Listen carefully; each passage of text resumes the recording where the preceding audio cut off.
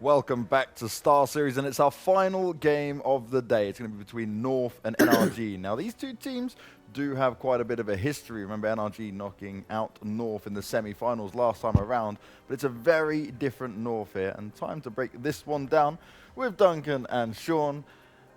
This is going to be quite an interesting one. A new North, an NRG who's not looked so good of recent. If you look at New York, and it was a great result in terms of what they were able to do until they got into the playoffs area. And then we see them now online, bit of back and forth struggling on it. And they didn't look exactly amazing yesterday, right? But they still managed to close it out.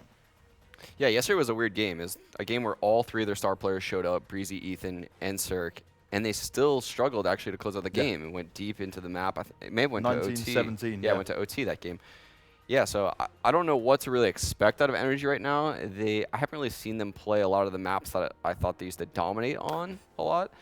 Maybe they're going to get that here today, actually, because I know North does like playing Overpass a lot. So we could see an Overpass game here. But also we could see more Inferno, actually, because both these teams play that. Yeah, I think this format isn't that great for the NRG guys in that sense, because first of all, there's a lot of teams out there that they want to use the fact they have a coach, the fact they have a tactical in-game leader to study people, to prepare, etc. But it's real tough to know who you're going to play in this field. A lot of teams that are playing in regions where they don't have direct competition against people you know, and therefore like you're actually able to gauge how good they are on a map.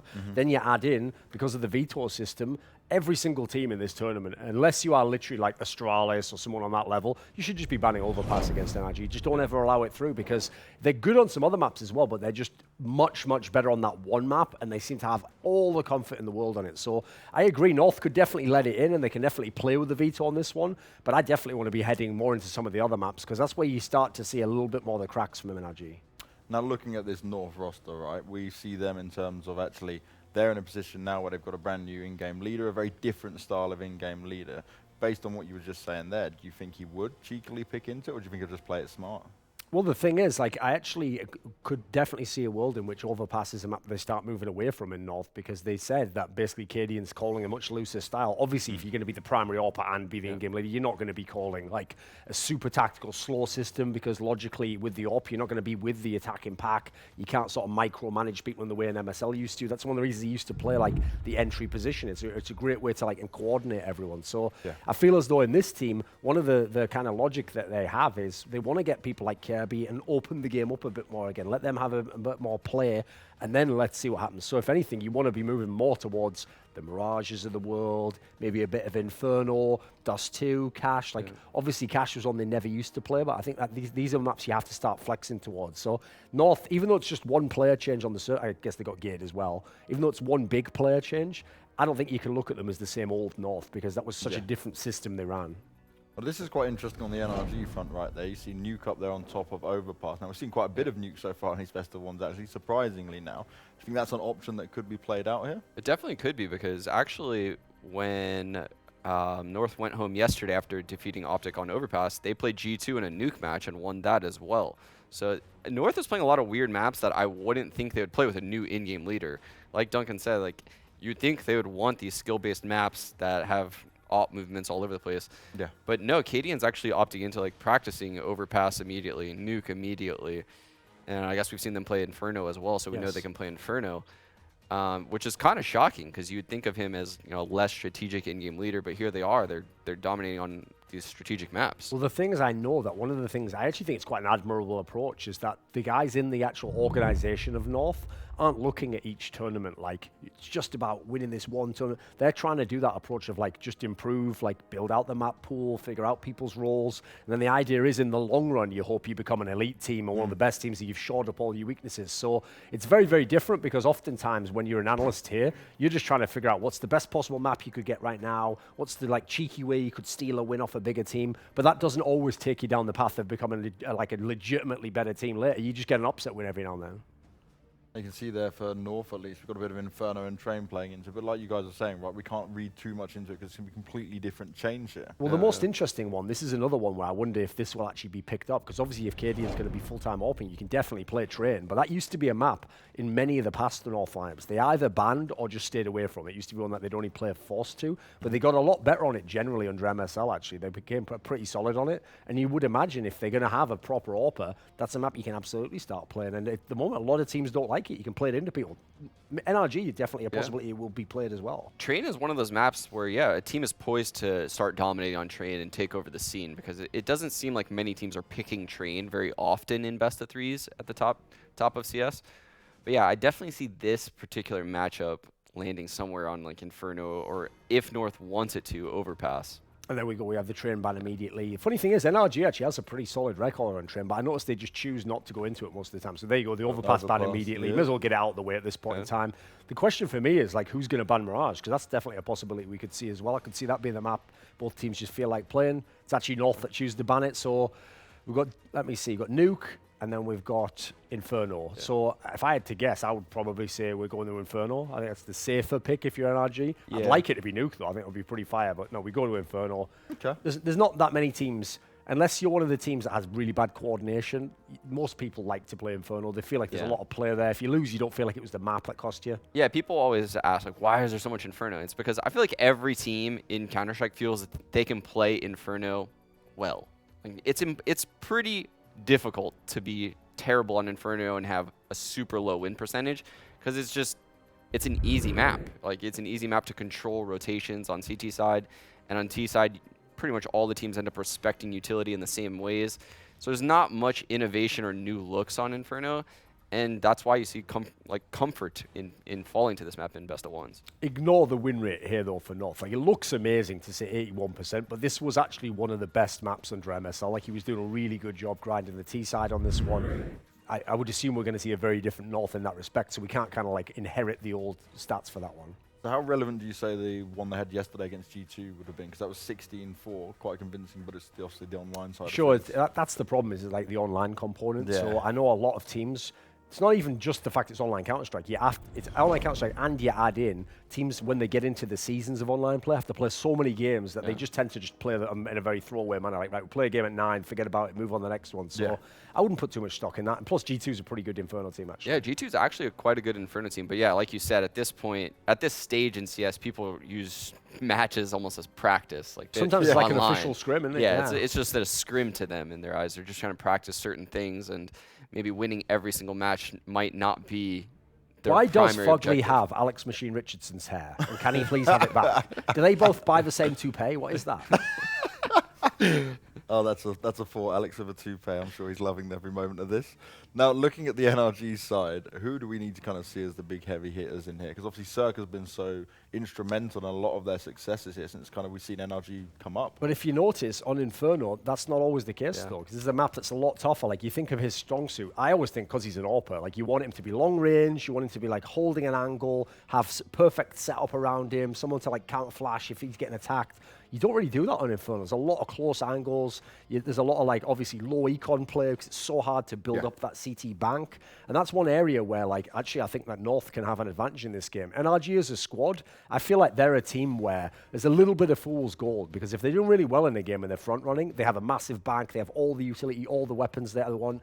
North actually is a team where traditionally they weren't as great at low econ, but I think they're going to try and go towards that because they've got skill in the lineup now. Yeah, North actually has the better odds on Lupa, as you saw on the screen just now. And something that, yeah, like you said, is Ethan and Breezy typically have the most impact when you watch Inferno games for NRG. And it's because, yeah, utility's so difficult to fight on Inferno as an AWPer. And Ethan actually does a very good job, as we saw yesterday in Banana. He picks up the second AWP sometimes in that bomb site.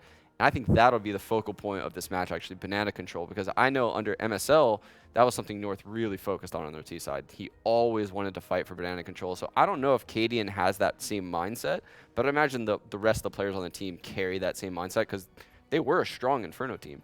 So it's going to be on Ethan to really lock down Banana.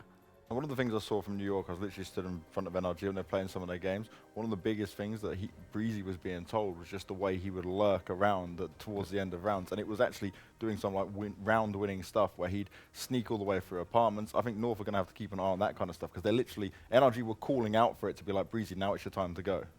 The other thing as well is on the North team, I'm really excited to see what this looser style is like, because I did feel like the bizarre thing is, MSL was like both the best part about North and the limiting factor. Like he was the only thing keeping them together as a lineup that was so terrible. Like his ability to grind out T-side rounds, but he also, for some reason, with this group of players, hadn't really figured out like how to use people to their maximum capability. And I know in this squad, when they brought in Gade, for example, it's to be an entry fragger. That's what they actually want from him. That's why he's replacing Nico's role 1-for-1. And so you think about the players they've got now. AZ used to be an entry fragger back in the day. Kirby was obviously fabulous at that when he was in Astralis. You've got Gade. This could be a very different type of a North team, not that slow-paced, like build up the game. You could play a very free kind of like aggressive game if you want, which is not anything that you think of like in terms of past style. Yeah, North actually has a tremendous amount of skill on their roster between Kirby, Valde, and I mean, AZ used to be a star in his own right. So I mean, if they're used in different ways, they could be putting up massive numbers like they once did in their careers. I mean, yesterday we saw that out of Valde, actually. He had such an amazing game. So I'm really interested to see, like you say, if they have a different look on their T side, because it is hard to get outside of that box on T side Inferno where you get stuck behind the banana utility. You get stuck behind the mid smokes, the re-smokes at the arch, the smokes at lane. So I don't know how their aggression is going to work on the T side Inferno. I'm really interested to see it. One of the things I'd praise NRG from as well is just their utility uses in general, right? They have the ability to force the teams back at all times. And more so than anyone else, it's like the double nade calls and stuff they bring out has actually been something that was very instrumental in a lot of their success, at least from the LAN portion. They've gone away from being called, online RG and that side of things. They're now kind of getting to be proven at this stage. Do you think, though, that this North looser style is the thing that will kind of catch them off guard, potentially? I think the weird thing about the NRG team to me is like generally, like that's why I actually do think that the coaching setup and the in-game leadership I give a lot of credit for. They do seem like if they're well prepared, then that like provides the comfort that you might not have from being a top team and having played every opponent. That can kind of bridge that gap. But they are. That's why I'm excited to see if North's going to like play an aggressive game, because I feel like if you put them on the back foot and you make it a really messy game, I don't think NRG is a big fan of that. Actually, I think they like things to be pretty structured.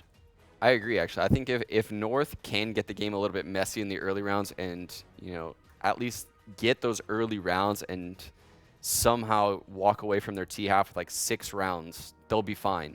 But I don't know if they'll be able to get those 6 rounds on their T side, because if NRG builds an economy, I don't see how like a sloppy T side is going to be able to come back into a half. No, we've obviously covered both teams in quite a lot of detail here on it, but what are our kind of thoughts going into it now that we know them out, now we know where we're going? Because it seems, again, like we're almost at a bit where it's going to really come down to how this finally kicks off and how it starts. Well, I mean, obviously you have to give, like, in terms of the longer term view, you know the quantity that is NRG. You know how good they are, you know who's going to do what, you know exactly the kind of roles that have to perform. So I feel like they're setting the baseline for the game. Yep. On paper, they should probably edge the win. For North, it's all about like how far can the ceiling be for this team? Like what is the trajectory? Are they going to be really strong initially? I mean, one of the discussions we had obviously just a minute ago was they're not really just playing like a POG or like let's start out with nothing. They're trying to already build up a system. So if they go that route, you might be a slower starter there. It might take a bit more longer to get people into all the roles they want to do. So I mean, I'm kind of just feeling North generally. I feel like they does look like they've turned things around a little bit. I'm not going to put them as like a world beater team, but against an NRG, I think they have a solid chance at the upset. Yeah, I think North definitely has the edge as far as confidence goes right now. They're winning everything online that they play for being a young team. They're playing maps that they probably shouldn't be playing, and they're still winning. The vibe on that team has to be very good right now, actually. Like, they all have to think that they made the correct decision in removing MSL, which at the time was a pretty controversial decision. Yeah. These two teams met last time we were at StarSeries, and North won the series in group stage, and then NRG won the series in the playoffs. They split maps 3-3. So, I mean, they're quite even teams where they were back then with Mertz and MSL, and you would think that North has gotten better based on the results we've seen now. But, yes, they are a new team, and things are a little bit volatile. You don't really know what you can expect. That's the main thing. And talking about what to expect, we spoke about AZ, right, being kind of like, there was a portion where everyone was talking about AZ, right, and then you kind of put him and MSL always together. Is it now with MSL gone, this is, okay, AZ can be unleashed, or are we expecting him to be kind of the same level as always? The thing is, like, as a player, his personality, he doesn't really have like a star player's personality. Actually, he's not very like egotistical player. And so I actually got the sense from when he joined North and kind of got consigned to something of a supportive role that he was up for that. He was basically just kind of like, whatever role you want me to do, I'll do that. Like, I'll kind of like fill the holes that aren't being currently taken care of by everyone else. So if someone wants to be a star player, if someone wants to do this particular role, I'll just do what's left over. So I think once you get past the idea of Izzy the star player, I think he did a pretty decent job, actually. He kind of does his job. I'd compare him to the guy on the other side of the equation, Fogley. They're never going to be star players at this point in their careers, probably. You look at them, though, their job is just like, don't make mistakes, shore up the rest of the team, and you're going to let the other players carry the game. Yeah, that's exactly right about AZ. Is he hardly ever makes mistakes that cost the game, and he has had some crazy clips. He hit rock bottom, I think. Yeah. But he's come out of that, and he's picked up the secondary op quite a bit recently. And he actually had, in my opinion, the best ace, the best pistol ace I've ever seen. The one on Mirage from Ticket. That was ludicrous. So he still has an incredible skill ceiling as a player. Now, Inferno, North, which side do we reckon they're going to go for this one? Do Probably they want to go CT for that side. CT because it's always favored, or do they go for the T side where they want to play a looser side and just see how well they can do, where we talked about the aggression they could potentially throw? I would imagine they go CT side, just try to use their skill and kind of get a lead built.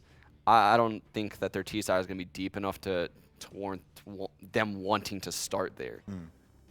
Well, we can still vote in chat, guys, before the game gets underway. Who is your favorite? Who do you think is going to win? Hashtag North, hashtag NRG.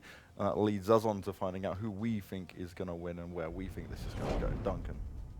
Yeah, the thing about the NRG squad is like what I think changes this matchup for me is like that exciting prospect of how much raw skill the North team could have. Now, whether they'll have it in the games, we'll obviously see now. But I think the potential is, don't think of the North of like 3 or 4 months ago, where it was only a couple of players, and even then some of them were misfiring, and you never quite understood what held them back. I think this could be a much looser team, and so as a result, I'm going to edge it on skill to the guys from North and say that they'll get the upset here. Hey, sure. Yeah, I agree. I think form is something that, and confidence plays a very large factor in these matchups. And I think North is definitely the team to edge when it comes to confidence right now. These players are very happy about how their team has been playing in the short term. So yeah, I'm gonna edge North here. Okay, so we got a North split on the desk, and I guess for NRG here, we still got to kind of wait and see what they can deliver, right? Because skill-wise, in terms of actual ability, we've seen times where NRG look amazing, and they can do wins against this, but also we'll watch them drop games that they should never probably lose. Yeah, I mean, this is nothing against NRG. I actually think they're a fantastic team, but they're running against a very hot team right now that's willing to take fights and also has a little bit of structure to them. So, and they don't really know what to expect. They're a brand new team. Hard to look at demos. True, true. We're still just biding our time. Well, speaking of hot teams, I know that I feel very hot right now, and I hope, just like NRG will probably do to North, that we can cool everything down. We can get the airflow going. We can all just take a nice deep breath. Am I giving you enough hints yet? Guy behind the camera, press that button, make the thing that comes off, and then the cold air comes in, and then I stop complaining. So that's the way it works. Foreign's on fire here. Hasn't figured it out yet. It's yet. just burning Okay, well, completely. gave him all the hints there. It's right. We'll get you the water. We get you the air you want, Duncan. We must I don't make ask sure for that much. Water, air, reasonable temperature, Give the king what he wants. all the money, Then he's happy. Well, you get the money anyway. the You just women, sat the there like power. this. Yeah. You can make a case for AC, or you can Yeah. make a case to go to Hell Case, Duncan, and get 10% by using the code I feel like I'm SLTV. in hell right now. Yeah, I And know. Whoever's, It's about as hot as hell. whoever's controlling that AC button is the devil. So Well, let's get out of here sooner rather than later. Thank you very much, guys. Will we burn alive, or will North be able to roar and take down NRG? Harry and Vendetta, one last time, take it away. Yeah, thank you very much for that. Oh, what an introduction! My goodness. Yeah, They should have been NRG. here. It's cool here. Yeah, we actually got the perfect temperature going. I think I'm actually I'm the one to blame for that. I got the AC. You're so let's actually getting the controller from yeah, the let's desk go. room. I mean, yeah, I'm really just down for screwing everyone over. But NRG versus North, however, I'm excited to hear your thoughts on this one. It's the last map of the night, and I think this is going to be the most exciting match of the day, perhaps. As these are two pretty hot teams. NRG coming into this not looking fantastic after that game yesterday versus Vega. There was a couple of kind of glimmers of hope in Ethan. Really, Ethan and Breezy, I'd say, were the two players we were looking at there. Over on the side of North, it's an interesting kind of, not even turbulent because they're on the rise. It's an interesting, decent change for this team. And, really it feels like one of the more positive ones in quite some time, bringing Cadian in over MSL. I've seen him play a little bit in Pro League. These guys are looking good right now. And, of course, we saw them yesterday look convincing. How are you feeling heading into this one? I mean, you've had, I guess, more of an experience watching this new North lineup than I have. As you said, you've been covering Pro League with them. And, I mean, just on paper, obviously, removing MSL is removing a big part of the initial identity that you have with North. But I think from what we've seen Cadian being able to do with the Rogue lineup that he was previously in, you know, that bodes really well. I don't think there's any doubt that Cadian is going to be able to perform more consistently on a higher level, just from an individual point of view than MSL.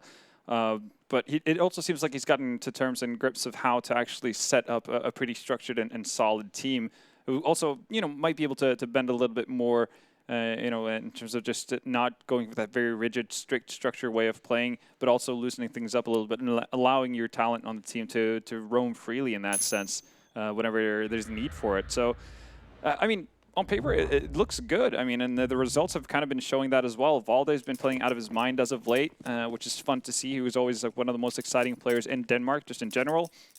Gate obviously just still making a pretty seamless transition over from Optic as well. So lots of positives coming in from North. But NRG, I mean, we have to see something better than what we saw from them versus Vegas Squadron. That's really what it comes down to, because we know they have the talent. No, they've I'm assuming this yeah, I was going to isn't say, live? this isn't live, surely. Yeah, unless it's like some super next level strategy. Nope. It seems like, yeah, Kirby's had a bit of a laughter attack. Because I was about to say, like, that was really high tempo for NRG being, especially with only 2 players just running into the I was B-bomb like, site. okay, this Bomb is still in ballsy. spawn. Like, you know, I'm a big fan of the call, but, you know, I don't know how it's worked. I mean, you've been theorizing yourself in terms of strategies, setups, and whatnot. Yeah, we'll just steer away This from is one straight out of Harry's playbook. Leave the bomb in spawn. yeah, I mean, Commit 2 players in towards B with no utility. you know, what can I See say? what If it happens. works, it works, Halvor. You know, That you is never true. know. Do you want to try and recap some of the legitimate Norwegian strats that you guys used to run? I mean, we used to just blatantly steal from the best teams in the world. That's pretty much how you go about it. You become a copycat, right? And you try to execute it as well as possible. But I thought yeah. you just meant like peripherals and stuff. I was like, oh, so that's how you were doing it. Yeah, I just take what else them, did like, just grab keyboards and mouse Wait, pads. where's my mouse gone? The whole time you guys are just flogging stuff on the Norwegian black market for peripherals, you Pretty know. much, yeah, we make bank off of that. Yeah. I mean, you know, that was where the money was back then, you know. Yeah, so, we didn't make much money from prize money or anything like that. Didn't have salaries, so we had to do it other ways to you know, be able to maintain this hobby of going to tournaments internationally. times have certainly very much changed. We're almost back into this one here. We just have to try and get Kirby back into the server. It looks like things should be right as rain. So we got a nice teaser of what a pistol round might look like. But Tease moving towards the bomb site. Yeah, although probably not. But still, it gives you a little bit more time, I guess, to kind of speak about what we can expect to see from these 2 teams, or at least, you know, what you're hoping to see, maybe. I mean, what I'm hoping to see from NRG, obviously they started off really well versus Vegas Squadron. We thought that was going to be a wash, really, when we saw the first, 6-7 rounds of the game, because you saw Ethan being constantly aggressive, being backed up. I think it was Fugly a lot of the time. Might have been, actually Daps. Yeah, it was Daps. Over towards that banana area, just continuously putting pressure on Vega. That shut down this kind of style that Vega initially wants to play. They were, you know, if they were getting traded, that was beneficial trades for NRG, and there wasn't really any room to work with. But then they started playing a more passive style, and that's when things kind of just went haywire for them. Also, Ethan kind of just dropped off. But yeah, you know, he talked about maybe we saw a bit of a preview of the pistol round. That is what we're going to see. They've actually done it to a T. Okay, Cirque actually jumps back. This is mental from NRG. This makes so little sense. And I mean, they're still going to find 2 frags off of this as well. Fugly and Cirque combining for 3 in total. And right now, I think North are about as confused as we are. Yeah, I don't think anyone was entirely ready for that. The wrap in through their own defensive smoke down towards CT. And I think it was AZ over towards Ruins, maybe dropping the ball a bit as the players do manage to get by him. But a very convincing pistol round from North, from NRG. Definitely not from North. That wasn't the start that they wanted. But they're going to have a chance here to do something with these pistols. You see Balde, he's gone for the CZ armor. Smokes across the board. I like that. You know, you can go ahead and slow this down from NRG a bit, maybe force their hand to throw out some utility as well. Yeah. Make things costly for them. 4 players over here towards the top of Banana. Now, with 4 smokes in hand, if they just keep re-smoking this, eventually NRG will be very aware that you have a bit more of a focus in that B-bomb site. So for these... It's like an ode to old Inferno, right? Except this time you actually have to commit players towards the bomb site instead of just chucking smokes over from Arch. But again, we did see NRG yesterday, you know, eventually not utilize their time too well. That could be a bit of an issue. 1 smoke down already. But again, you can see a pretty healthy spread on the side of NRG as well. They haven't necessarily committed to Banana with the entire team left, you know, map control in the hands of North, even though they aren't in a position to actually grab any of it. They do keep their options open. What I'm curious to see is how Cadian is meant to buy time from his position right now, going into a later stage. Obviously, he has a smoke as well, but he's not going to be able to use that towards the B-bomb site. But if it's just going to be off the back of spotting one player or not, he's sitting on that quad corner, just shoulder peeking, drops down the smoke. Pretty good timing to do so as well. But it seems like NRG have made up their mind. They want to attack this A-bomb site, and well, the gamble stack from North doesn't look like it's going to pan out.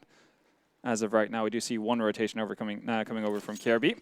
He's going to move back towards B. So this is likely going to be a pretty easy round for NRG. Cadian's going to go down, but on the side of North, they're going to be able to keep at least 2 smokes and 4 players alive, because there's no reason for them to rotate over right now.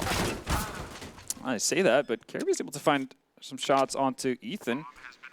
Might be a weapon there to grab towards the end of the round, or at least box NRG in so they go up with a bomb, potentially. Sadly, no nades in the hands of North. That would have been pretty nice if you can box them in towards the corner of Pit, obviously. But it feels like North are taking the correct approach here. I think the one player that you don't want anywhere near this is Valde, because he has light Kevlar. Still hasn't taken any damage, so he can get an easy upgrade for 350 bucks. KRB might find some more here. Instead, it's going to be Valde and Gate. Okay, then. Everyone from NRG just wiped out. And, well, I mean, if you ever want to look at how you set up for exit frags, that's how you go about it. That's definitely worthwhile. Valde's not going to be able to get that cheap upgrade, you know, for a helmet, but he definitely got an AK, so I'll take that trade any day. Yeah, I think most definitely. I think most people would. That's going to be a very good round from North. NRG might be the ones to pick it up, and they might convert, but that's certainly not the fashion that you'd want to do it in. They lose everything. Yeah, the question is whether or not we're going to see North buy up into this, like behind this, because as we said, they didn't have the biggest investment into that previous round, and yeah, they're going to fully commit to this 2 AKs. That's all they need. Got an MP5 on Gate as well. Mac 10 on Cadian. Cirque doesn't want anything to do with that. They don't really have like the ultimate weaponry either in their side. Cirque with a Mac 10, and UMP on Ethan. And there is head armor on 4 out of 5 North players. Aggression. Yeah, going to be given that first man up. Now just Cadian and AZ here. Nice shot to go ahead and drop Cirque. From AZ, Cadian, the new boy, and also IGL of this North squad, lying in wait down towards CT. Not doing anything just yet. Rifles all retrieved for NRG as they start to back away from this B-bomb site for the time being. Still, there's something to note. 1 smoke, 2 flashbangs here up for NRG. It's going to leave them pretty limited in terms of the scope of what they can try and do tactically in this round. And then you look over at North, they still have the incendiary, couple of flashbangs as well. That smoke's just gone down over here towards the top of mid. That's going to be about 33, 34 seconds after that thing starts to dissipate.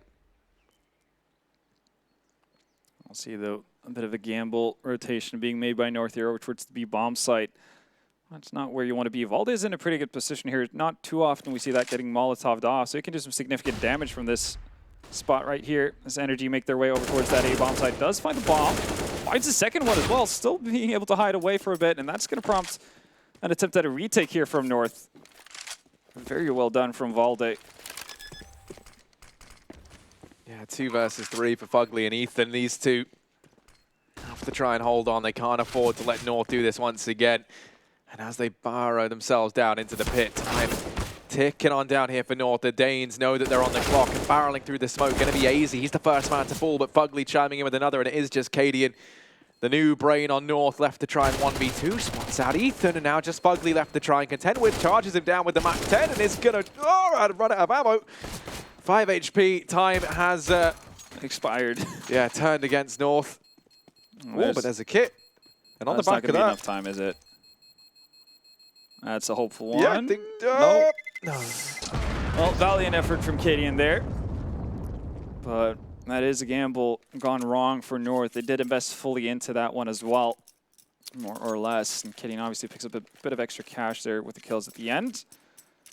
But to no avail. 3 rounds for NRG. They have taken significant losses, though, throughout these first couple of rounds, so they're not having any sort of stable economy built up. As you can see, Galil and Ethan Sands. Dabs on a Mac 10. Luckily for them, though, they are going up against pretty much pistols, 1 smoke and a flash on Cadian. He's gathered up towards the B bomb site this time around, so might see some aggression towards Banana eventually. Malda's going to get Molotov out. Not a nice place to be. Cirque's going to finish him off pretty quickly as well. And we see the flash coming out to Banana. Ethan in a perfect spot to deal with that as well. It's unfortunate bullet trajectory right there to catch Gate as well. Caden's left to his own devices. Finally, some people on our players staying alive on the side of NRG. It's been a bit of an anomaly at this point, or an uncommon occurrence. Caden's just hoping that somebody's going to stray past, but on the side of NRG, anyone outside of DAPS has no real reason to actually go hunting for frags. They realize that as well. So 4-0 for NRG. I mean, we're kind of leading into the fact that we were slightly favoring, or we were liking North's chances going into this matchup, but could be a little bit of, I guess, recency bias in the sense that we did see NRG struggle heavily versus Vega eventually yesterday. That was not an impressive display whatsoever. And I mean, the start that they've had so far hasn't been too solid. Yeah, I mean, especially when you consider it looks like it's a little bit more of the same, right? It's Ethan and Cirque both having like these good performances early on. Still haven't really, I mean, Fugly's there chiming in this time as well, but I think, you know, we need to kind of see the consistent the 3 guys that we so often talk about, which is, you know, Cirque, Ethan, and Breezy. 3 star players, rather. I'd say Fugly gets kind of points of being pretty consistent fragger within the team, but he's not only the guy we look to be that, you know, the star player. He's not in the spotlight. No, definitely not. And it's always great whenever he is having a good game, just because he's, you know, that extra man, that extra push to kind of, you know, you kind of said it yourself, supplement the guys who are doing well. But AWP can be bought out for Cadian. He's gone ahead and taken that over here towards the apartments. Gade is here with him as well. Dap's going to be peeking around, and that's where you rely on Cadian to bail you out. Now there is 1 kill to come on in, but Valder has this crossfire set up, and that is perfect. The trade's going to be going the way of the Danes, as Ethan desperately trying to fight back over here towards the top of mid, does manage 1, but still, just him and Cirque left up. There were 2 people you'd want in this scenario. This is going to be the duo. They still have to try and get past Cadian on that AWP inside of the A-bomb site. And they do have utility to use here as well, though. The problem is actually getting the Molotovs onto the bomb site into Cadian's position from the angles that they're going to be given. Flash comes out from Cirque.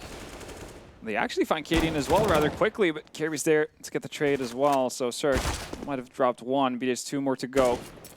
Not really sure where Kirby is hiding at this point. Jumps on top of the boxes. Oh, Pierce Kirby the second he drops down, and nice connection there maybe by the young Dane. First round on the board for North.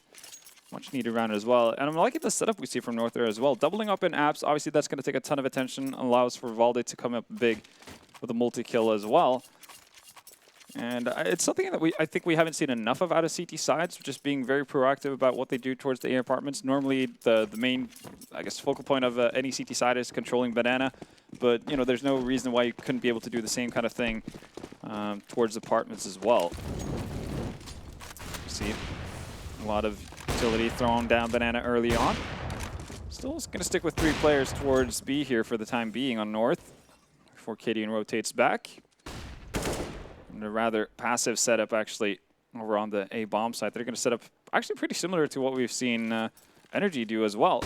It's going to be Valde in Graveyard, Gate on the site, and Cadian towards the library. But NRG, they've gotten Banana control, and they're feeling pretty good about that. Although, just setting up in a default.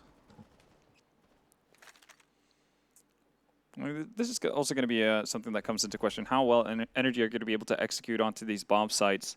Something that they have been really good at. I mean, when we saw the start of their rise, obviously through online leagues and whatnot, that was one of the things that really impressed us about it, how DAPS had gotten a really good cohesion within the team in terms of just executing strategy and doing it synchronized. They're going to have to be able to do that because playing versus such a passive setup that North is bringing up right now makes you so much vulnerable to small mistakes because of the crossfire set up. So you can't rely as heavily on just individuals carrying you through by finding openings.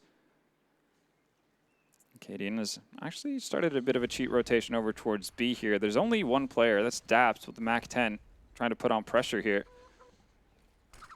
This is something they did versus Vega as well. And we go, AX Cube starts, Vault it, finds Fugly through the edge of the smoke. Ethan is going to get the bomb plant down though, so a bit of a weird situation where the bomb goes down. Daps is actually going to find AZ over towards B. That puts a bit of a timer on the CT side here. In addition to the bomb, they know that Daps could potentially be closing in from CT spawn. Vault is still alive in Graveyard. Finally gets taken out by Breezy. He's going to follow up with a second frag as well. Might even get a third. And the big star for Energy yesterday versus Vega Squadron is getting into the groove of things earlier on. And that's a great sign if you're an Energy fan. Yeah, most certainly. Although, kind of get some flashbacks there to some of the rounds that NRG ran yesterday versus Vega. There were a few times, if you recall, where they hit that A bomb set. They have Daps over towards B. And there was that one round in particular, he like rushes through the smoke and goes down. And as a result, you know, the round kind of eludes them, right? And you know, I mean, in situations like that, you know why Daps is there. He's shutting down the rotations, and also he kind of, you know, can listen out, see if he hears players saving, denies that as well.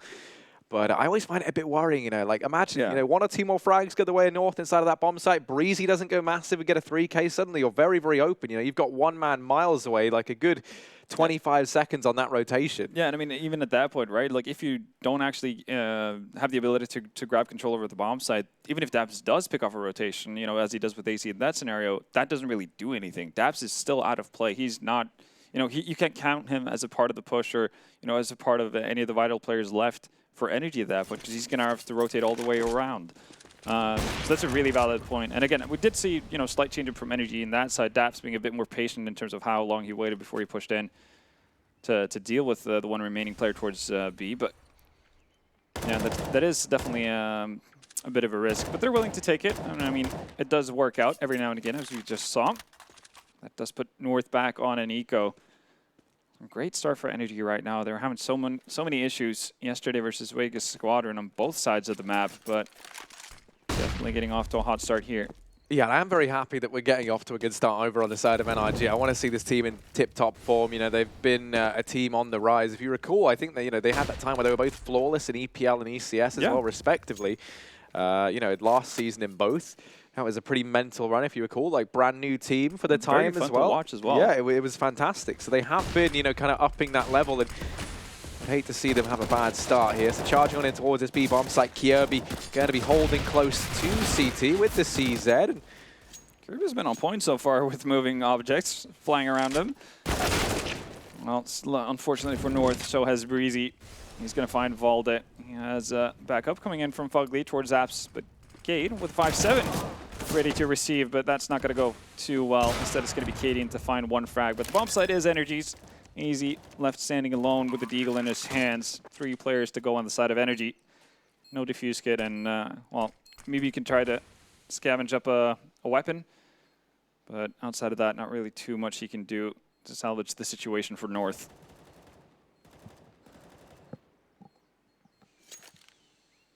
yeah, it's going to be a 6th round here for NRG, getting off to an absolutely fantastic start on their T side. Kind of the polar opposite what we saw yesterday on Inferno, which, you know, they were able to win on out, but it felt like it was a much closer game than perhaps it had to be.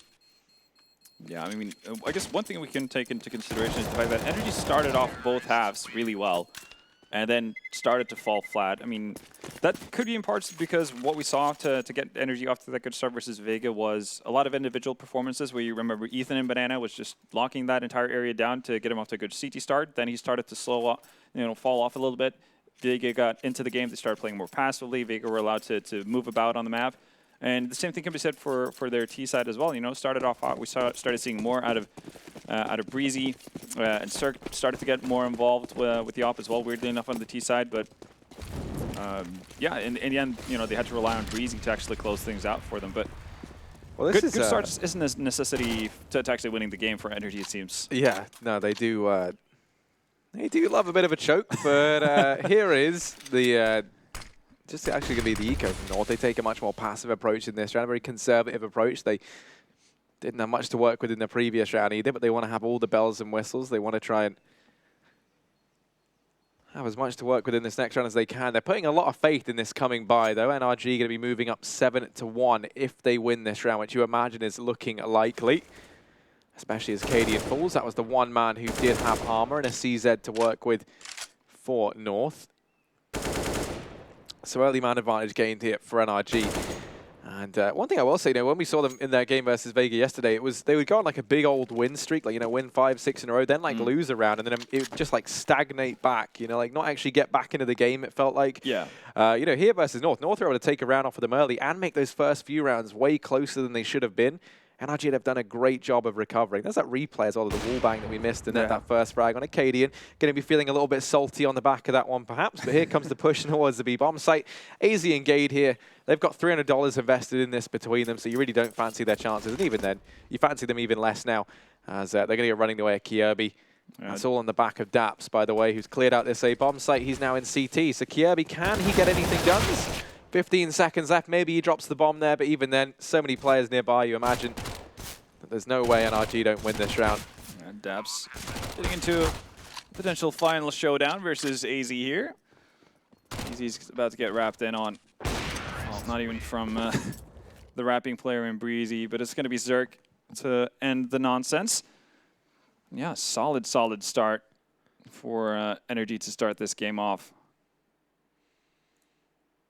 7-1. And I mean, North, as you mentioned, they have had a pretty conservative approach to this in terms of not buying up to force the issue outside of the second round, really, where they managed to pick up so many weapons.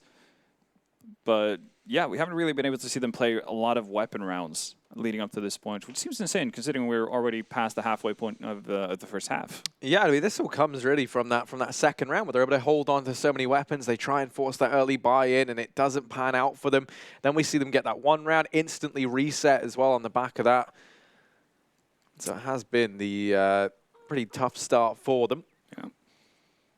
See who's leading the way for both sides. Valde putting up some good numbers together with Kirby so far, and on the side of NRG, it's Ethan, Cirque, Fogly in the top 3 with Breezy right behind them as well. So good contributions all around for the North American squad, plus Bulgarian.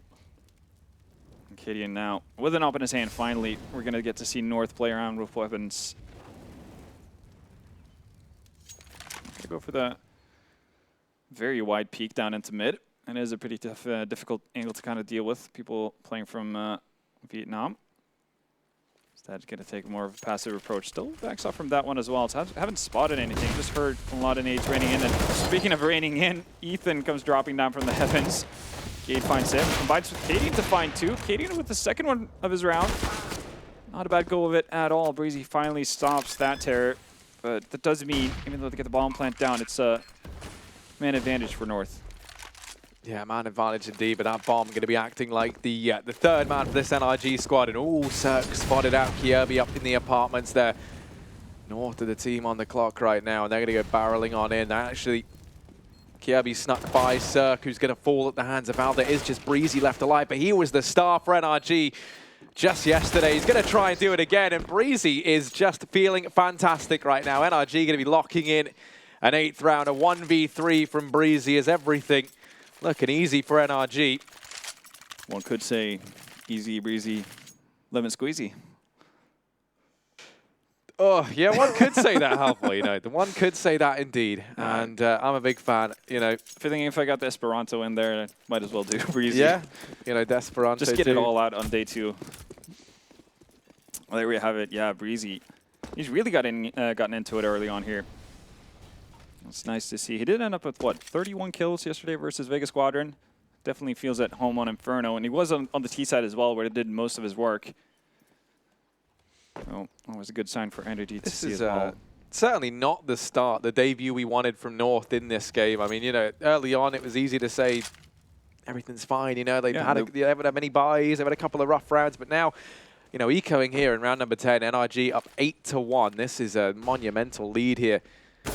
Certainly not one that I think many people would have seen coming on the back of that performance yesterday. But at the same time, maybe it's that effect. Ooh, Ethan, you dirty gamer individual.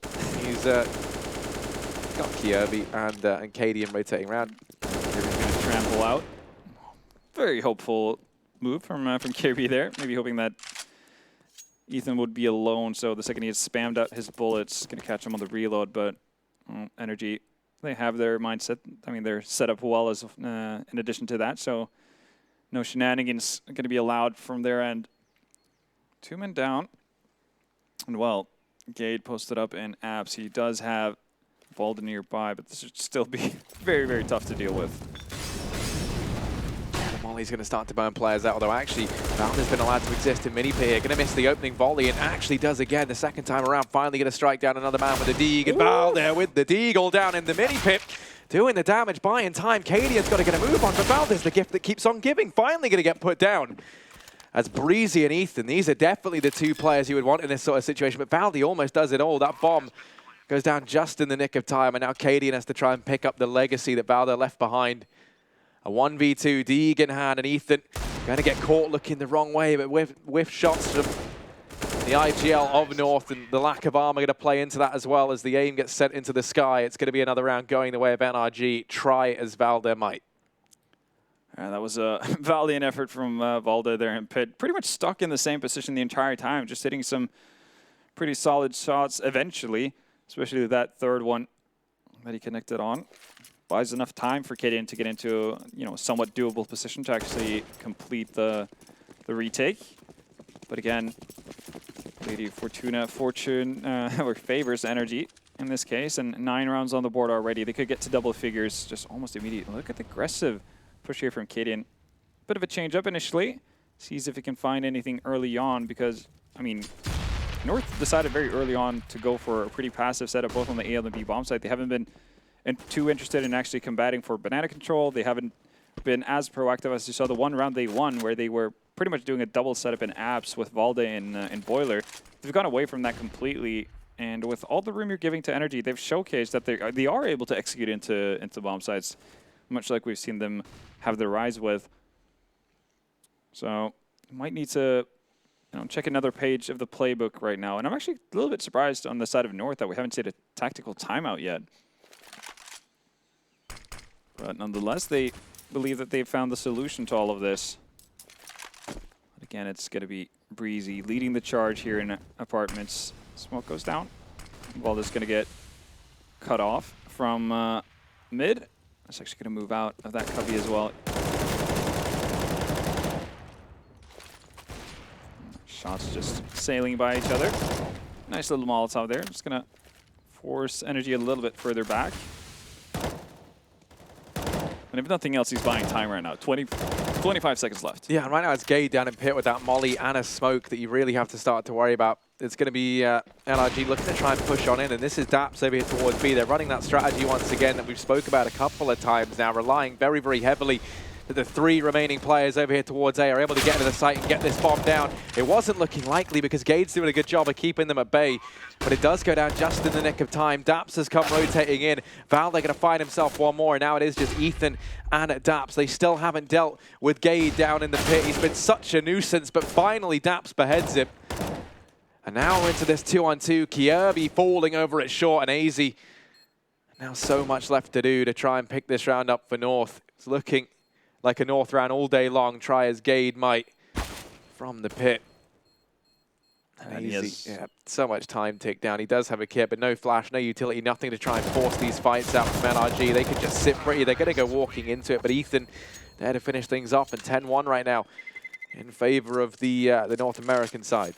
Really impressive done as well. I mean, NRG, yeah, as you said, they run the same strategy we saw versus Vega. We saw it earlier in this game as well. And this time they don't even get the beneficial openings that they've had in those other rounds. I mean, Daps doesn't find a rotation. Breezy goes down first to I think it was either Gade or Cadian. And even still, I mean, they just have the individuals playing super well. Ethan sitting now at 14 frags, I believe, if not 15. I mean, he's just able to clutch them out of really wonky situations. Daps, after he makes the rotation, even though he doesn't find anything over towards B, lands 2 really nice headshots once he makes his mark on that A bomb site. So individuals of NRG are stepping up when the strategies are not working. That's a juicy nade. Nice flash as well, but no one from North able to actually pounce on that. So both Daps and Ethan going to be able to make their way out of it. But at least we've seen a little bit more presence out in Banana from North, showing a little bit more aggression. But that was pretty much all the utility they had. And you kind of wish you would have seen something like this during a weapon round instead. Zerk misses an opportunity to find Kirby and Arch, but still has to give up mid control. Kirby, they line up for him. He's going to go to find himself one. Does tag up Ethan as well. Here's Cadian, and surely it's not with these pistols they're able to find some success. Ethan has somehow pushed all the way around and does at least cordon off Library for the time being. Rotation in from AZ and Val there, but Zerk hears the footsteps. He knows what's going on. He's going to turn his attention back towards mid. And while he has found Val there, will he suspect AZ up in the apartments? Could that be where the key to this round lies as he starts to wrap on in? There's Zerk getting deleted and AK's been retrieved. 2v2 and Ethan and Fugly can't get too comfortable here. Time is ticking down. They do have that going their way at least. No kit up for North means they have to back away. And NRG going to be picking up an 11th round. Maybe a silver lining we can look to here for North as they hold on to the AK and AWP, but at an 11-1 scoreline, that is a pretty grim, you know, like positive to take out of a round. Yeah, no, I mean, that's when you're really trying to flashlight. Yeah, you put on your flashlight in a dark room, it's just like, yeah, there's hope, even though you're trapped, 20 meters underground. That's kind of the situation North find themselves in right now, and it's not getting any brighter. As you said, yeah, they do manage to salvage 2 weapons going into the next round, but we haven't seen enough out of them to believe that they're going to be able to do something with a buy, even. It's been so passive. Energy have been able to execute on it. Even when not given an optimal situation to flourish, Energy have been able to find a way. So I'm looking for North to do something different. Challenge Banana, be more aggressive in apartments, do something to get Energy out of their comfort zone, because right now they're doing whatever they want. Oh, AZ, that's going to be hurt. That's way too easy for Ethan. Yeah, he's going to keep on going. He's going to keep trying the aggression. Kirby's there. Kirby goes walking into the crosshair as well. It's another massive opener found all on the back of the man on your screen, Ethan. 17 frags already. He's just walking around unpunished wherever he goes. I mean, we were talking about how Breezy were doing so well for himself, but Ethan definitely doesn't want to be outdone. And again, Banana control belongs to Energy. I mean, everything belongs to Energy at this point. Man advantage, weaponry, utility as well.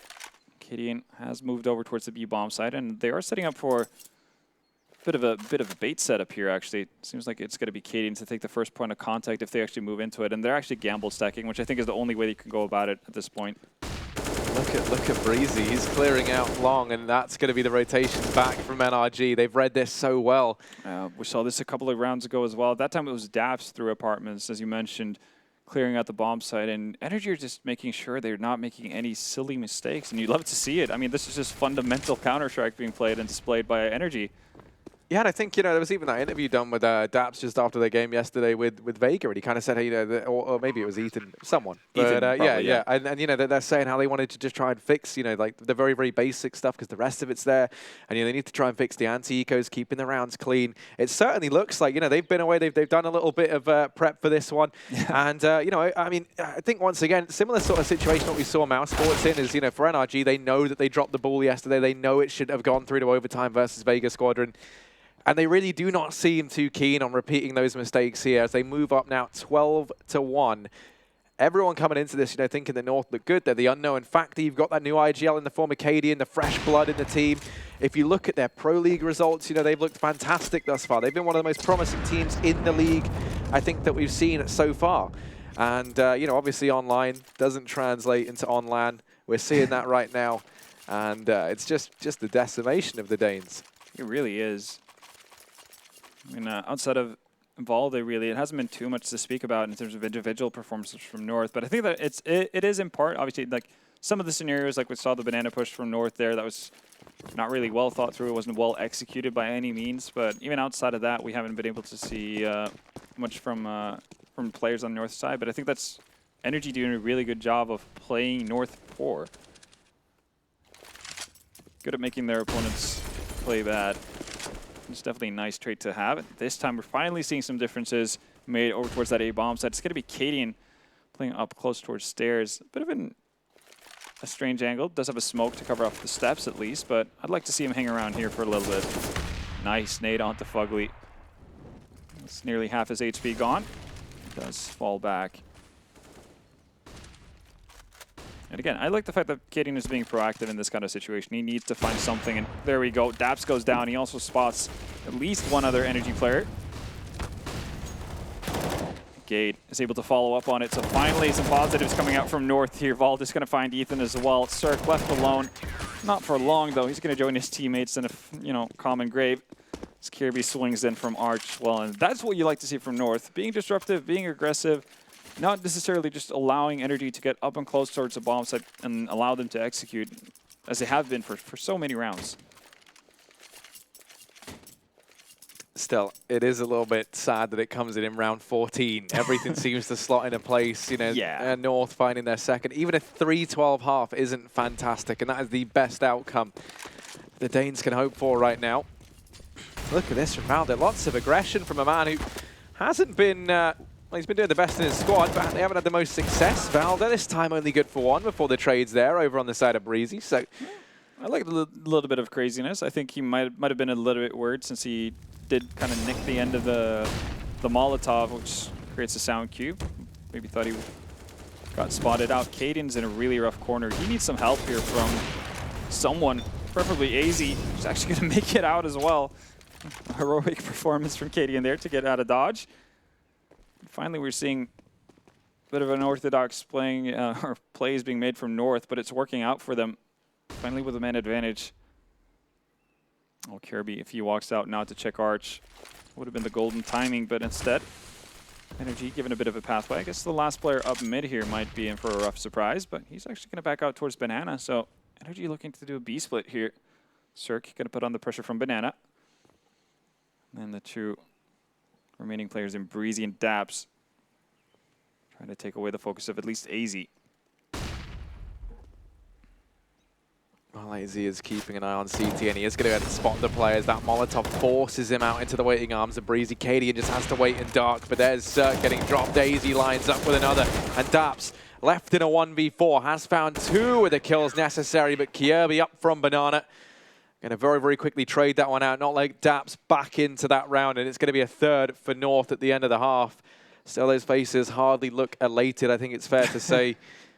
They manage a few more rounds at the end, but 12-3 in favor of NRG. There is no mistaking that this is still a phenomenal half here for the North Americans. Absolutely so, and I mean, again, they got off to a hard start on the CT side versus Vega as well. It's, you know, as much as we talk about them struggling versus Vega, it wasn't necessarily one of the sides that were faulting them hard.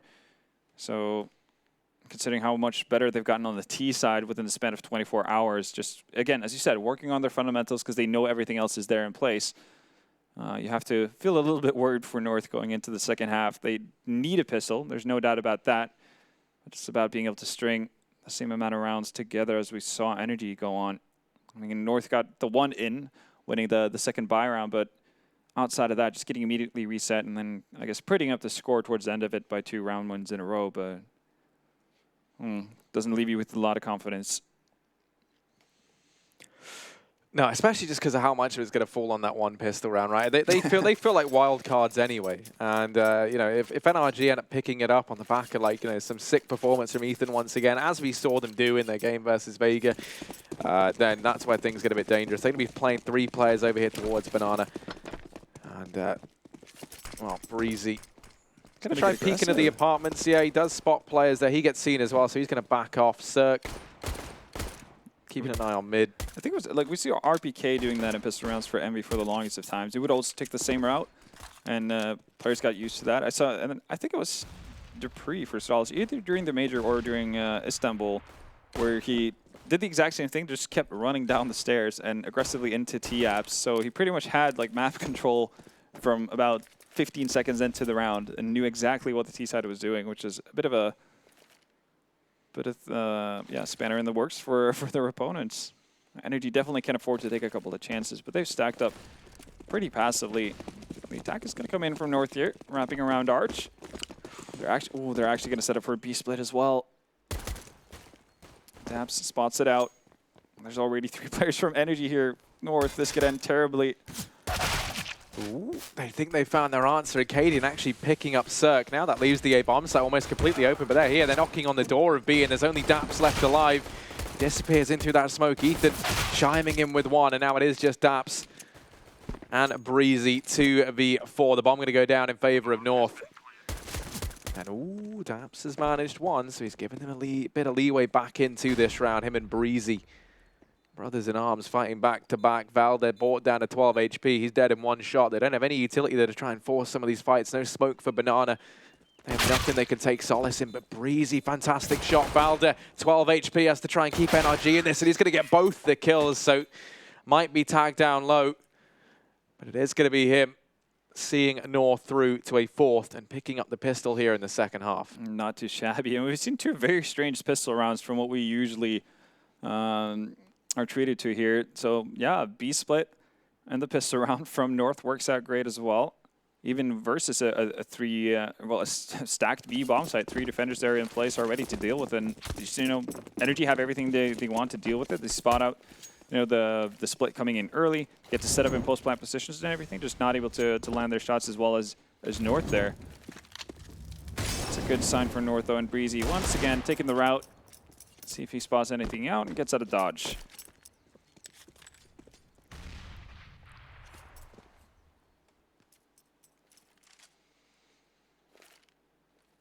Yeah, for North, this is looking like a bit of a faster round, perhaps in towards this A-bomb site where Breezy and the gang lie in wait. It is a stack, so there's still a good chance here for NRG to try and find something, but the frag's going away of North. Everybody falls with the exception of Ethan, who only just arrives now on the scene. North going to be finding themselves a fifth as they look to try and convert this. Get it done successfully this time. Not going to have everyone die. Bit of a change up. Ethan's actually going to sneak past through the smoke. Kirby seems to wisen up to it.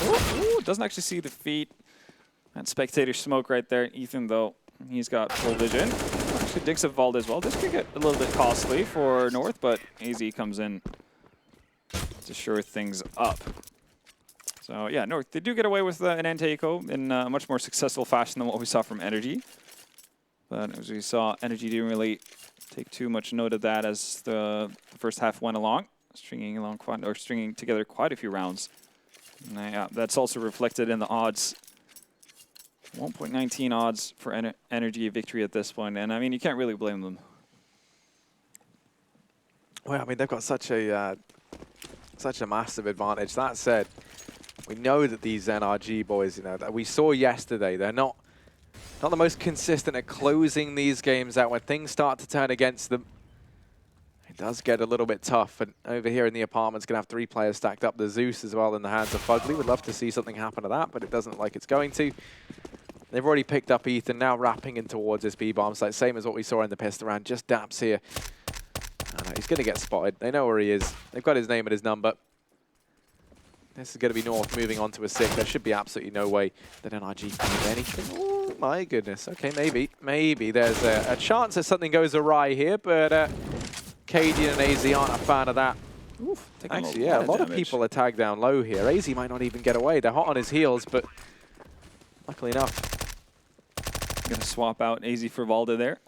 Full HP. So tag team duo functioning pretty well, and not really too much picked up from the side of NRG here. Breezy does have an MP5 and a Molotov. Fugly still has a Zeus, so I might try to figure out a cheeky angle to use there, but Cadian's set up in a pretty nice position here to find him. And deals with that easily as well. Actually does get picked down by Breezy eventually, so that's some added cash flow for one of the NRG players. With North, they do grab their 6th round of the game.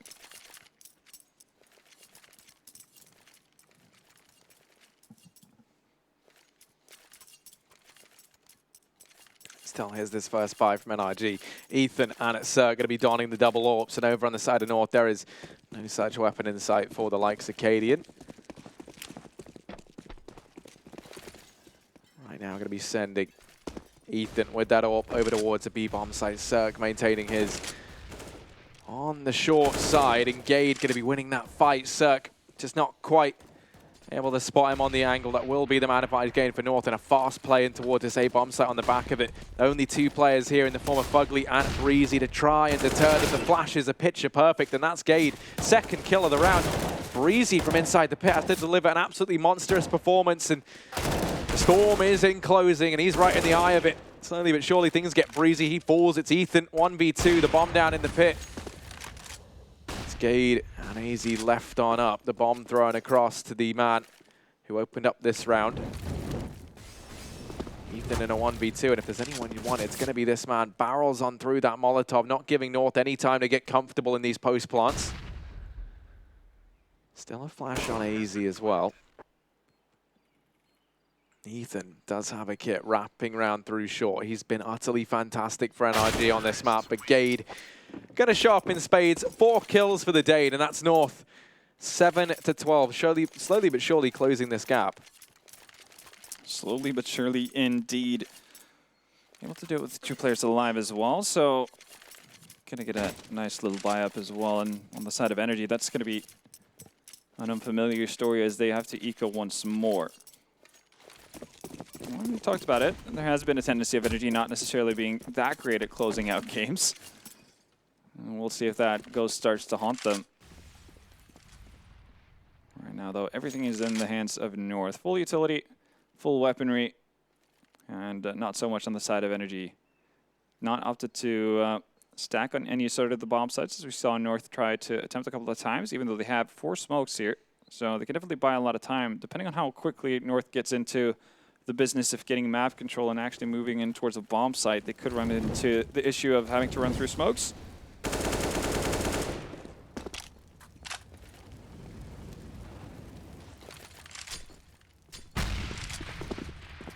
Nades being jumped over to find Daps there. Good utility usage from the Danes. You'd have to imagine that more and more teams have started to look at Astralis and how they actually use these HEs to get the most efficiency out of them, and that felt very Astralis-esque. Yeah, I'd say Inferno was one of the first places we really kind of saw that mastery of utility as all come in from Astralis. So you certainly have a lot to go off of when it comes to watching demos, etc. But Sir going to go to manage himself one. Will be instantly traded out. Now running away at Fugly, but he does manage that frag. And Ethan now chiming in with another for North. Surely this cannot be how they start to let this comeback slip away from them. NRG with just pistols find themselves with the man advantage. 3v2, and Ethan trying to lock down this B bomb site. He just has to buy time, and he's going to tag up Valde and Cadian. 15 seconds left. This bomb has to go down, and Ethan not going to deny it. Does arrive a little bit late. Cadian gets the bomb planted, but a team kill from Ethan. Doesn't matter. There we go. Valde gets dealt with down on Banana. I get a bit worried there, but NRG going to be stealing a round back, seemingly from nowhere. Just pistols invested into that round, and they will be finding a 13th. That is absolutely crushing if you are North. Yeah, that should have been the round that you know kind of get back into grips with things. You start off finding daps with double nades. Everything's working out nicely in that sense, and then you get picked apart one by one. No opportunities to get trades in as well. And that is massive error on the side of North. Actually, could completely destroy their comeback. As you mentioned, one of the things that we saw North, well, NRG do so well, is that the one round North managed to pick up early on in the first half that was immediately reset. So that's really what we're having to look forward to on the side of North. They do have money still. Ethan actually misses out on that shot, so AZ escapes death for the time being. That double op is out in full force on NRG.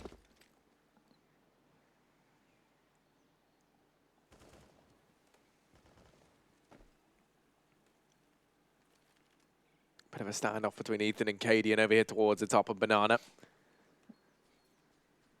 Ethan continuing to creep on round. Kierby on the other side of that half wall, and now as is AZ, 1 or 2 shots through there.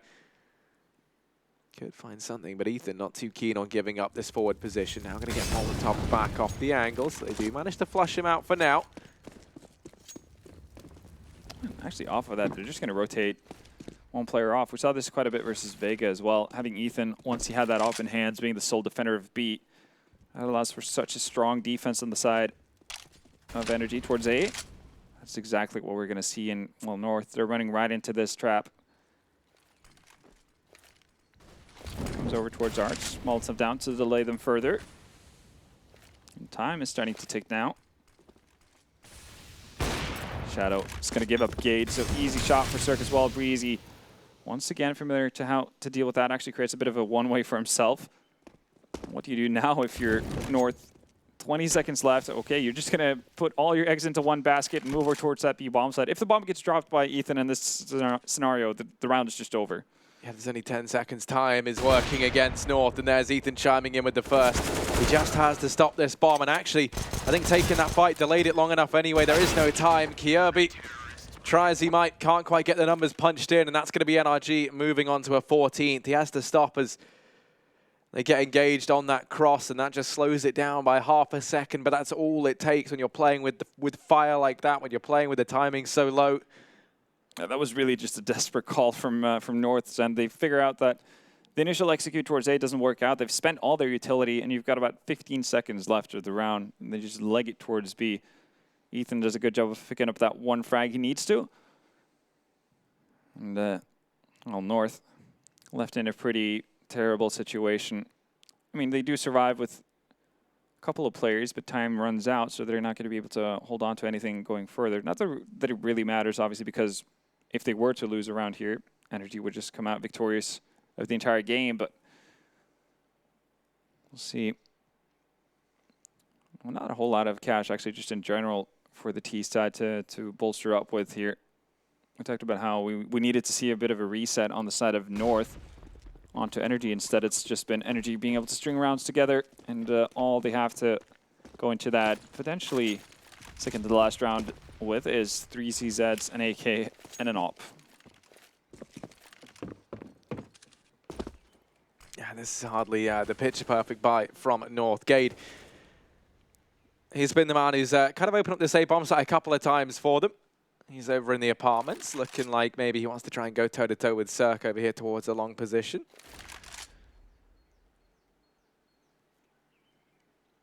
Much slower round regardless, but they don't have much utility. They're trying to bait out some from NRG first, get an idea of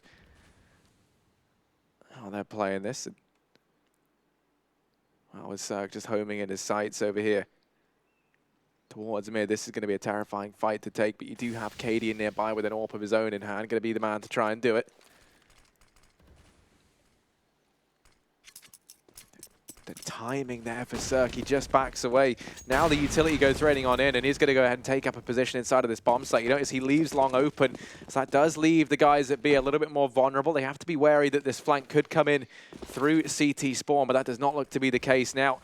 The NRG boys inside of this A bomb site about to be tested. It's Fugly in the graveyard. He needs to start to fill some graves of his own. He's only good for one, and Breezy inside of the pit, effectively a 1v3 till these rotations come in, and Cadian. What? Just going to delete him through the wall there. I'm not even sure where that was through, but... Very good question. I thought it was for sure it was going to be Kirby to see the first point of contact there with Breezy, but apparently Cadian has other IDs, and well, from being in a really rough position, North managed to scratch one back. Well, on the side of NRG, they don't have the best economic situation in the world, but they will be able to hold on to an AWP and an M4 on the side of Ethan and Daps. You might see them going to that, and here we see this is the replay. I mean, you're not spotting a whole lot there. There we go. All right, it's just on the edge for Cadian. That's definitely important. I think Breezy definitely has the capability of winning out a duel versus Kirby, even if Kirby has the high ground going in there. And he's still pretty isolated, so he can force a lot of individual fights, not necessarily allow for North to pincer him in. But Cadian makes sure that doesn't happen. So 14-8. Signs of life from North here, but still quite a bit of way to go here, and we're actually going to see NRG force up behind this as well. So the 2 saved weapons goes to Zerk and Breezy, UMP on Fugly, and Ethan with Dabs rocking those MP9s. Lots of utility though, so we might see some aggressive moves here from the SMGs, and Cadian's going to open up finding Ethan. Yeah, what a man to find if you are Cadian. He's been the top performer over on the side of NRG, has Ethan. Admittedly only on the MP9, but you've already dropped him from the equation early on here. North, the man advantage going their way. They can now just afford to apply the brakes, slow things down a bit. A minute and 20 left on the clock, so plenty of time. And well, so going to be holding off over here towards Banana.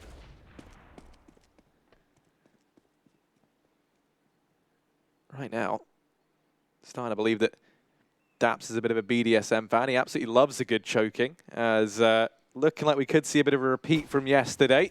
Cirque likes to try and prove us wrong. The star-studded AWPer over here towards the top of Banana. Able to find a 4-on-4, and now North re-aggressing in towards this A bomb site. Fugly and Breezy here. Rotation coming in from Daps. Gonna have 3 players to try and hold down this A bomb site. A little bit of damage tagged on a Fugly. Gonna force him out of position for the timing. The flashes mean that Breezy's fully blind. They know where he is. They have him isolated. And Valde's gonna find the double on the entry. Cirque in the blink of an eye left in a 1v4. NRG had everything going their way, it felt like. They had 3 players stacked up inside of A. The crossfires set up, but perfect flashbangs, perfect utility usage from North is able to get them back into this round. A 9th now on the board for the Danes. 9 down, 5 more to go to equalize the lead of NRG here, but they're doing a good job of it so far. And Cirque is looking to hold on to that op. No real interest from North to actually go hunting here, so he's going to be able to rock that in to the 24th round. But the rest of the team is probably not advised to force up around this. So it's going to be a while until we see NRG back on a full buy again. And that's going to be another opportunity for North here to get back into the groove of things. And yeah, you can see the odds slowly starting to go in the favor of North. I say slowly because we do have to consider the fact that NRG are only 2 rounds away from closing out this game. And we see Valde once again precision shooting here. He has been by a pretty significant margin the standout player for North up to this point. Cadian has chimed in with a couple of nice rounds as well. And tactical pause gives room for Amapet, NRG's coach, to come up with some words of wisdom. Maybe a strategy here to make sure they stop the bleeding and close this out in a timely fashion. Well, this was what, a 12-3 half in favor of NRG. Now, potentially, and you imagine about to go 10-14. North hot on their heels, chomping at the bit, trying to catch up to NRG. And we were commending them, you know, like this is going to be a great confidence boost, you know, a chance to prove that yesterday was just a fluke, and now yesterday is looking more and more yeah, likely. I'm having some serious deja vu, however, and the worst possible kind as well. We'll see if NRG wants it a different way here. Nice little boost here in the middle. Might actually catch Cadian out. Ooh, leg shot. Well, I mean, if you can't get the kill, you'll take the damage. Cadian down to 2 HP, so you can barely sneeze at him and he's going to fall over. Cirque is actually making the full rotation over towards B here. Even with that tag, it doesn't really stop North's intention of actually moving out towards A here. They're just going to commit immediately. Bomb out and all. Fugly goes down. Daps might be able to find one. Just does good damage onto Kierby, but North are controlling in this pretty neatly. Cirque looking to go down with the op as well. AZ doing a wonderful job here in CT spawn. Eventually gets dealt with by Breezy. He's not going to be able to hold on to a weapon, and Kierby actually chasing down with 16 HP. There we go. Double figures for North as well.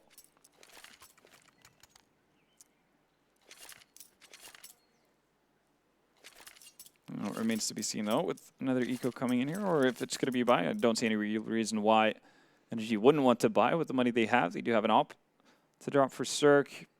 Should be able to get decent amount of weaponry as well. A little bit limited on utility, but let's see how they want to play it out. I mean, if they ever were to go for a bit of, or for a very conservative eco at this point, it would be now when you still have a cushion. Yeah, I feel like you kind of have to, right? Like, you really don't have a lot of room to play around with. If you could try and force the issue here, you lose it again, and then you're going to be, what, eco at an 11-14 scoreline. That then hands over that 12-14, and, you know, slowly but surely you're extending a very, very serious wave in order to get back into this. You still have that 4-round buffer right now, but they've gone for it. And Cirque going to be on the AWP. There's no defuse kits. That's an important thing to note. So they can't really afford to let that bomb go down. Pretty limited in terms of the utility as well. Only one flash. That's really, I mean, it's great that you can get all your smokes and Molotovs and whatnot, but you're not going to be able to set up any one of your teammates with flashes at this point. Cirque is the only one to hold all the flash to his name. So how do you go about this going into the later stages of the round? I mean, as nice as Molotovs and smokes are, do kind of fancy having at least 3 to 4 flashes within your team. But hand of control to begin of. Ethan is alone towards the B bomb site, and while we mentioned it, he doesn't have a whole lot of utility. He does have a smoke that he's going to put down now, but where do you go from this point on? You have no way of flashing for yourself, putting yourself in a position where potentially you catch a lot of North players out. He's just going to have to come up big. Oh, luckily for him, though, Daps is rotating in here. That could be the saving grace. Still no utility, though. Oh, Caribbean. Ethan gets caught out of position. Easy kill for North. They're going to get onto that bomb site. Daps in a position where he can't really do anything. I mean, he could go completely crazy and try to deny the bomb plant, but not going to be in time, not going to be in the position to do so. And if you're energy at this point, you save. You have nothing to actually retake this with. You don't have a defuse kit, as you mentioned at the start of the round. You have 1 flash. So no way to make space for yourself. And the worst part for Daps is he's kind of trapped in this area. He needs to make it out of construction at some point. Oh, just going to hide away. Oh, Cirque is bailing him out so hard. Finds Kirby. That takes away the attention, so Valda doesn't clear the corner. So yeah, they're getting damage done here. Kading goes down as well, and Daps, well, eventually gets found out by Gade, but getting 3 kills from that kind of a scenario, that's more than you could have hoped for, really. The side of energy, and you do. I mean, it's only FAMAS going down on the side of Daps as well. But man, energy. I think those ghosts might be looming. Yeah, I'm really hoping as well, like, we don't see any risky investment around this here. I mean, it looks like we won't even see a tactical pause called on in from NRG. I mean, you can see these guys were looking all smiles at half-time. You know, this looked like it was a done deal. It was a 12-3 half in favor of NRG. You think about the mental toll this is going to have on these guys, especially just cast your mind back to yesterday, the overtime on this same map versus Vegas Squadron, and you saw how disappointed they were on the back of that. You know that the players weren't feeling great after that one, and it looked like they'd finally risen above it. They'd sorted out some of their problems, and now the exact same thing, you know, history repeating itself, and that is a horrible, horrible fact for NRG. Yeah, I mean, we saw it with Mouse Sports. Rough first day, came back strong today, closed it out as quickly as possible. You know, no fuss, no kidding around about it. You know, pedal to the metal the entire time. Energy around there, and they've only been able to scrape together 2 rounds here. And, I mean, at that point, it looked like they would be able to close it out, but then they lose to a bit of a, I guess, half/4 spy on the side of North. And since then, it's been all Dane. Cirque, bit of a change up here. Does get forced out by the Molotov. Ball is actually just being a bit of an elephant here in apartments, trying to draw some attention. And I mean, to his credit, 4 players are posted up over towards that A bomb site. Now we're going to see Daps rotate back over towards B. Again, Ethan, for the time being, always lonesome, but look at that. Cirque getting aggressive. He finds Valdez. He tries to rejoin the rest of his crew. Here's the push into Daps. They have been able to get behind a CT, but Daps just hiding in that smoke. AZ is deep now within Ruins, trying to cut off these rotations, and Daps just bailing out Cirque. North trapped on Banana, as well as Fugly flanks in from behind. NRG on the back of this tactical pause, on the back of these openers found by Cirque and Daps, they might be on to their match point round. Daps going to be chiming in with one more. There's the flank from Fugly. And just Kirby left alive, a 1v3 here. This man looking to try and do the impossible to pick up this 12th round for North, if he does so. And this comeback still well and truly on. The economy of NRG can still sustain a buy, but anyway, here he is out in towards A, out off the balcony. Kirby did spot him as well. Ooh, things heating up for Daps. He's going to get forced in his crosshair, but Cirque immediately there to trade, immediately there to Daps' beck and call, and then that will be match point for NRG, 15-11. Cirque finding his form there at a critical moment in that game. Yeah, finally being proactive with his op instead of just holding that angle and arch. And that finds Valda as he tries to rotate off. That sells the fake. That allows for Daps as well to get in there in time. And Daps, somewhat fortunately, he went into the smoke after expending a couple of bullets, then decided to pull back out, which turns out to be the perfect move, seeing how AZ went through the smoke as well. And at that point, North have no way of actually getting in towards the bomb site. And I think for NRG, I mean, it couldn't have come at a better time. They were really starting to lose grip of this match. Now they're given a bit of a lifeline, which seems weird to say once they're on match point, but we did see what happened versus Vega. Don't want a repeat of that. And again, North getting a bit out of control. Ethan's still alone. Daps hasn't made the rotation. He's been early to make those kind of rotations previously. Not this time around, though. Maybe they're suspecting a bit of a fake from North.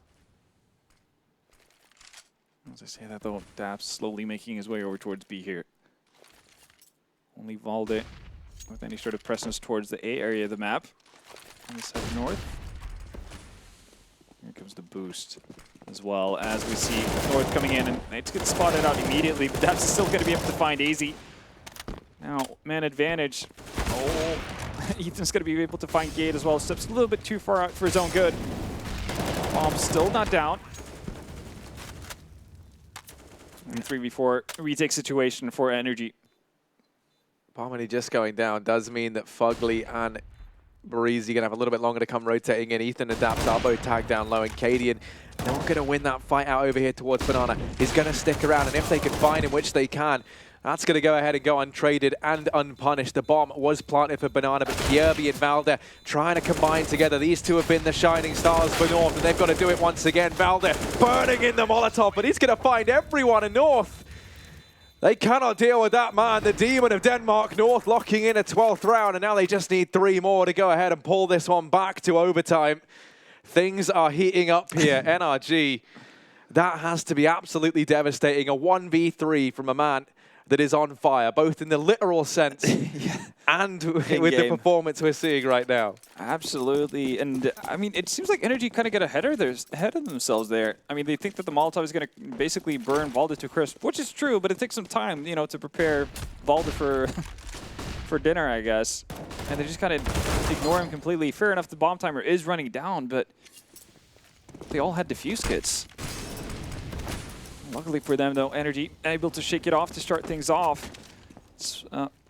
Ethan is going to be able to find a kill to his name, and this is a investment from the side of NRG. But what are North doing? Sending in AZ always lonesome, no trade, and another easy kill for Ethan here. Cirque's going to peer through the smoke, finds Valde, and we saw North being able to clutch it back, but this is not how you want to go out. 2 versus 5. You have some utility, but Cadian's caught in the corner. How is he going to get out of this position? Gates just abandoned him completely. Yeah, he's probably been fed to the wolves here as Cadian over towards the top of Banana. Ooh, with Daps goes walking his way. Now there will be the team kill coming on in from Ethan, but that shouldn't matter all too much. Gade in a 1v4. Leaves his IGL, the man at the forefront of this squad, to fend for himself. Now going to turn his attention back towards this B-bomb site, and he's going to go walking out slowly. He cannot afford to be this slow. Cirque spots the barrel of the gun, and Cirque does not miss those. NRG going to be winning out this match. It takes them a while, 16-12, and they really did play with our hearts a lot throughout, but they finally managed to get the job done. NRG clearly with some issues that still need fixing, and a tremendous effort there from North. There's no denying it. That comeback, it didn't feel possible. It's a 12-3 half in favor of NRG. The game ends 16-12. That is still phenomenal here from the North side, at least in terms of what we know that they can do now. But they need to, that start from them. There's no excusing it, right? If they'd won a few more rounds here and there, it could have been a very, very different game. Yeah, and for a team that got criticized a lot, or not team, but MSL that specifically got criticized a lot for being, way too set in his own mind and how he wanted to play. We saw a lot of the same things coming out from North for the better part of that CT half. They were sticking to that passive setup. Fair enough, that can work for a lot of teams, but you need to have some sort of a plan B at a point where you either need to contest Banana or you need to do something proactive towards apartments, not just let executions happen upon you when you're not able to deal with it. NRG were doing a good job of, smoking off certain angles, not allowing your crossfires to really come into fruition. So you need to be able to work through that, be adaptive enough to get rounds on the board, because otherwise you will have results like that. NRG to take advantage of that all day, and we saw that for the entirety of the first half. Yeah, I think for NRG as well, this isn't going to be the confidence-boosting performance I think they hoped it would be. Yeah. They're still going to be moving up into that 2-0 bracket, but there's a lot of terrifying teams now that you could potentially run into there, including some more Danes for them to try and best. Yeah, Fragsters. Yeah, that's going to be exciting, right? Who'd have thought that of all the Danish teams here, Fragsters would be the team up 2-0, with now North falling into that 1-1. Optic, I think they're 1-1 now as well, off the top of my head. So yeah, I mean, there's a lot of Danes, but we don't want to speak to them. We want to speak to NRG. We're going to go ahead and throw this one over to an interview with the guys over on the show floor. I'm here with Daps from NRG, and at the start of that matchup against North, you guys look like a completely changed team from yesterday. So what did you do after yesterday's game against Vega to prepare for today? We didn't look too much into North just because they did just switch 2 players. So and kind of the way they play is a lot more unpredictable than with MSL. So we didn't really take into account too much with what they did, but we just focused on our communication because our communication has been really bad lately. So what happened to your communication on the second half then? Because North did gain on you, and to be honest, I was shocked that you let it go. Yeah, so our communication is still bad. We didn't fix it in one day. It's just, we just don't talk to each other and really sort of make it harder on ourselves because we don't know what they're doing, and then we have to take gambles to win rounds a lot of the time. And it's not even just on Inferno. Our CT sides on every map are really bad. So it's just something we have to work on if we want to win events. And you've got another game to win before you get into that top 8. But you could do it tomorrow. You could 3-0 it into the Swiss groups. Do you think you've got what it takes? Yeah, I think we have a chance to beat anyone at this event. Obviously, we don't want to play mouse sports, but if that happens, it happens. I'm not sure what the other 2-0 teams are, but yeah, I think we can do it. I'm really, really interested to see what happens. The thing that I really want to know, because I remember watching you guys at the Face It Minor, is when are we going to see the best from you? Because you're a top 10 team in the world, but I don't think I've seen a top 10 performance yet. Yeah, I think the best performance we've had so far on LAN was this event earlier in the year when we made the final. And yeah, I'm not sure what our peak is. I'm not sure what our best form is yet because we are pretty inconsistent. So we're just trying to fix our little mistakes and see if we can win tournaments. Well, how fantastic would it be if here in Kiev you could sort that out, you could get that comms on the go. So I'm going to let you go chat to the team, but congratulations, Daps, and fingers crossed for your next matchup tomorrow. For you guys, well, that's the last game of the day. But yes, we do have the opportunity to break it right down for you over on the desk. A very honest and open Daps there. Maybe a little bit saying, obviously, doesn't play Seedside and like that too much well, but some straight fire from Frankie on just saying to him, not playing like a top 10 team in the world.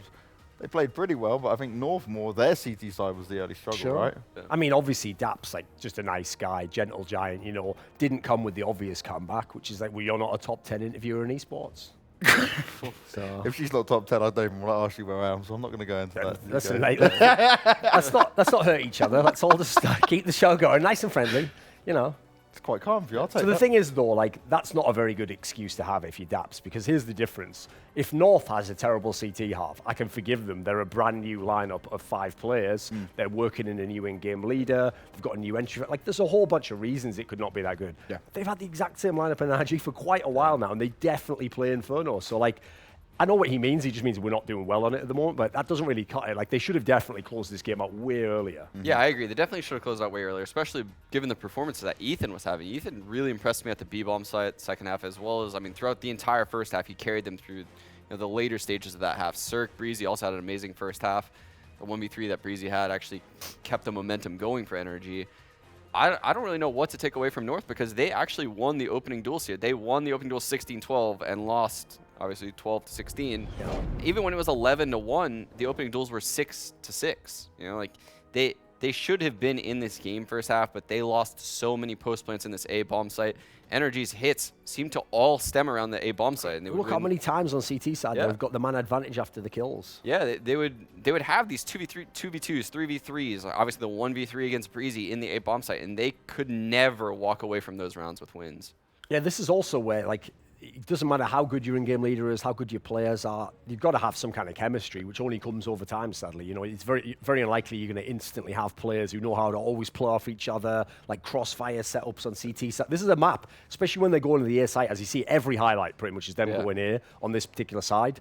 When you're on the CT side of that map, that's all about crossfires in that site. Like, you've got to know what angles you're giving up and what you're taking, you know, because otherwise you saw rounds where, I mean, what was bizarre was where they tried that mad retake round where all 5 Ts were alive, planted in this site with all 5 CTs, including 2 inside the site. There's one in Greater, and they just let the bomb go. I don't know if I've ever seen that in any game of Inferno ever. Yeah, that was a really weird round where Valde actually threw like a one-way smoke up in Graveyard. So he kind of put himself a little bit out of the play with that smoke. And he actually did a pretty good job of holding the site. But once the bomb got down, it created a really awkward environment. They ended up losing the round. This was a pretty wild round. Yeah, that was actually crazy out of Valde. He had a very good game. He's a monster. As well as Cadian, actually. I think they both had really good games.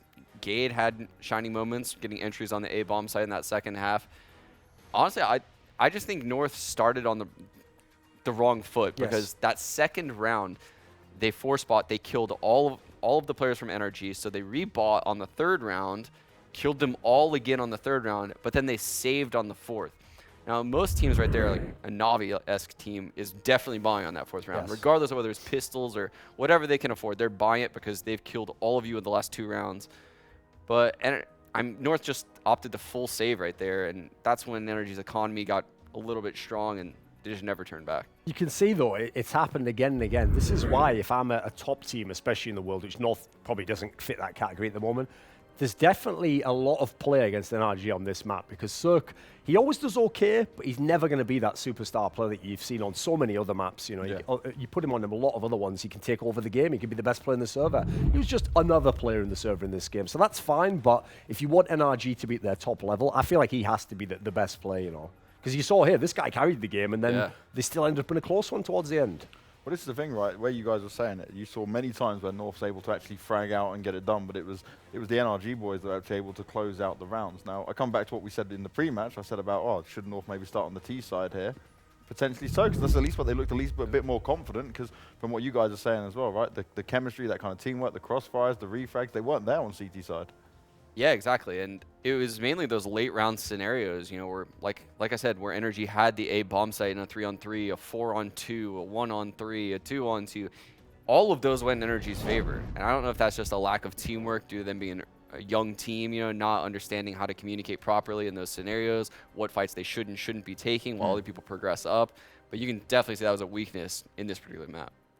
So now looking at it, looking down how this has gone out, we see a lot of teams that we may have not expected in this 2-0 side of things. NRG was one of the ones you would kind of expect to go against it, but in this matchup, most of you went for North, right? Before that was the way it was going to go. Did you see at least glimmers and shines of North that we go, okay, look, they can kind of come back from this? Because they seemed to kind of get it together slowly, but it was just a little bit too late.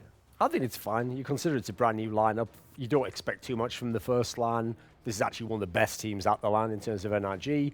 They're a team where, if anything, they've underperformed at some of the recent tournaments. They probably could be better than they are. So I think it's fine for North. You look at the field of who's left, they could absolutely run through many of these squads. Yeah, I agree. I think North has nothing to keep their heads low on with this performance. I mean, all 3 players, all the star players from NRG showed up again today. I mean, it's going to be a hard map to win, especially when you start the way they did. They won the opening duels. They had a good T side. There's easy fixes here for North. And for NRG, I mean, they definitely seem like a very hot team in this event right now because their star players are performing the way they should. Well, let's see if they can keep it up, and we'll soon find out kind of what matchups we're going to have going into tomorrow as well. But out of the games you've got there, what's kind of the biggest surprise? I mean, Optic Bigs obviously got to be one you highlight because Optics looked so woeful recently. Even with the new lineup, they didn't look very convincing yesterday. And Big is a team that's a Legends team.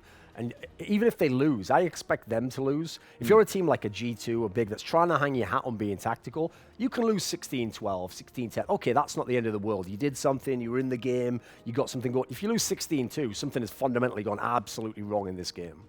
Yeah, I agree. I think that's by far the biggest standout to me. If I were to look at the scores, obviously, the 16-2.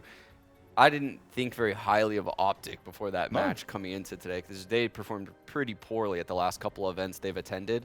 So maybe they're getting back on the right track. Also, Fragster's obviously being Gambit. I mean, being 2-0.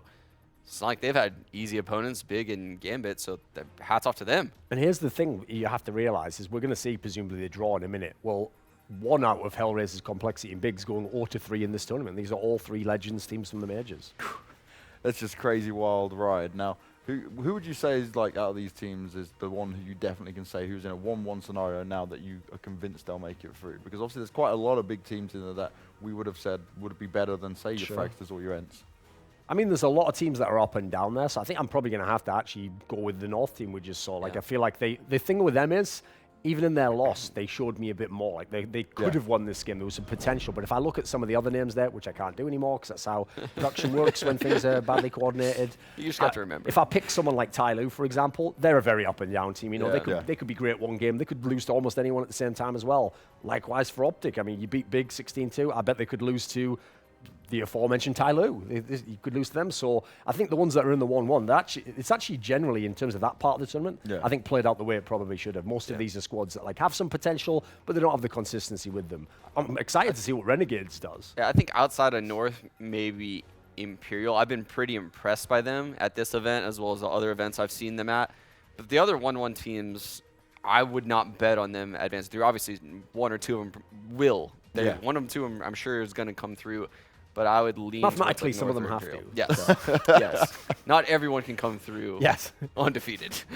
So what about Gambit? Obviously, we saw them. They were the ones that ended up dropping out to Fragsters. We all sat here. Well, I said Fragsters, but it's like more of a meme, so Adren doesn't kill me. You guys definitely went with Gambit. Like, is there still potential for them just from... Because, again, it's a hit and miss. One day playing well, one day getting completely overrun. I mean, they can already draw CyberZen, Renegades, Optic, Vega. These are all teams that are beatable, you know. So for Gambit, my biggest problem with them is I don't think they can go far in the tournament. Like, I think once you get to best of 3s and you play the real teams, that's the end of the tournament for Gambit. But in the best of 1s, there's no reason they can't win against any of these teams in theory. Then again, though, what we have seen so far, you've definitely got to manage the veto better. You can't just keep playing Dust 2 all the time. Yeah, this is true. Now, looking at Fragsters and Ents, right, they're probably 2 names that people wouldn't have said would be in a 2-0 scenario. Now, how do you expect them, if they advance to the playoffs, to do? Well, the problem is I haven't done any of the Ents games. Like, I don't think I've done any of them so far. So I haven't seen a whole lot of them. Like, I saw a little bit when I was in the green room. And I do think that they're a team who got really overhyped because of the Cologne result. And then people forget they went straight to the EU minor after that, didn't qualify.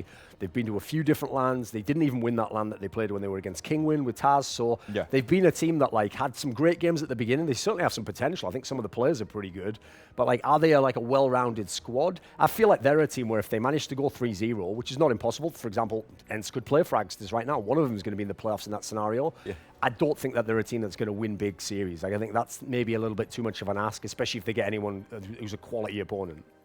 To be fair, looking at that as well, the 2-0s, I'd really like to see a Mouse Sports NRG again. Yeah, we could see Mouse Sports NRG. I don't know. That's the thing is I don't think Ents could beat Mouse Sports in a best-of-1 right now. I'm not really sure. Today they looked a little bit shaky against Imperial. I think without winning both pistols, that match falls to Imperial right there. So I think that played a large factor. But structurally, they look pretty sound, actually. They play fundamentally correct CS. They're not making crazy outlandish plays like underdog teams typically would. So I do like what I see out of them. I think they have a lot they could show, I think, in like a best-of-3 series. But yeah, I don't know if they'd be able to take out like someone like Mouse Sports in a best-of-3. I guess my biggest questions on this as well is like your Hellraiser's Complexity, like we're saying, they've done well at the major. They've made it to legend stage. They have that hype around them like, okay, look, we're starting to see something more consistent out of them. Now they're both sat at 0-2.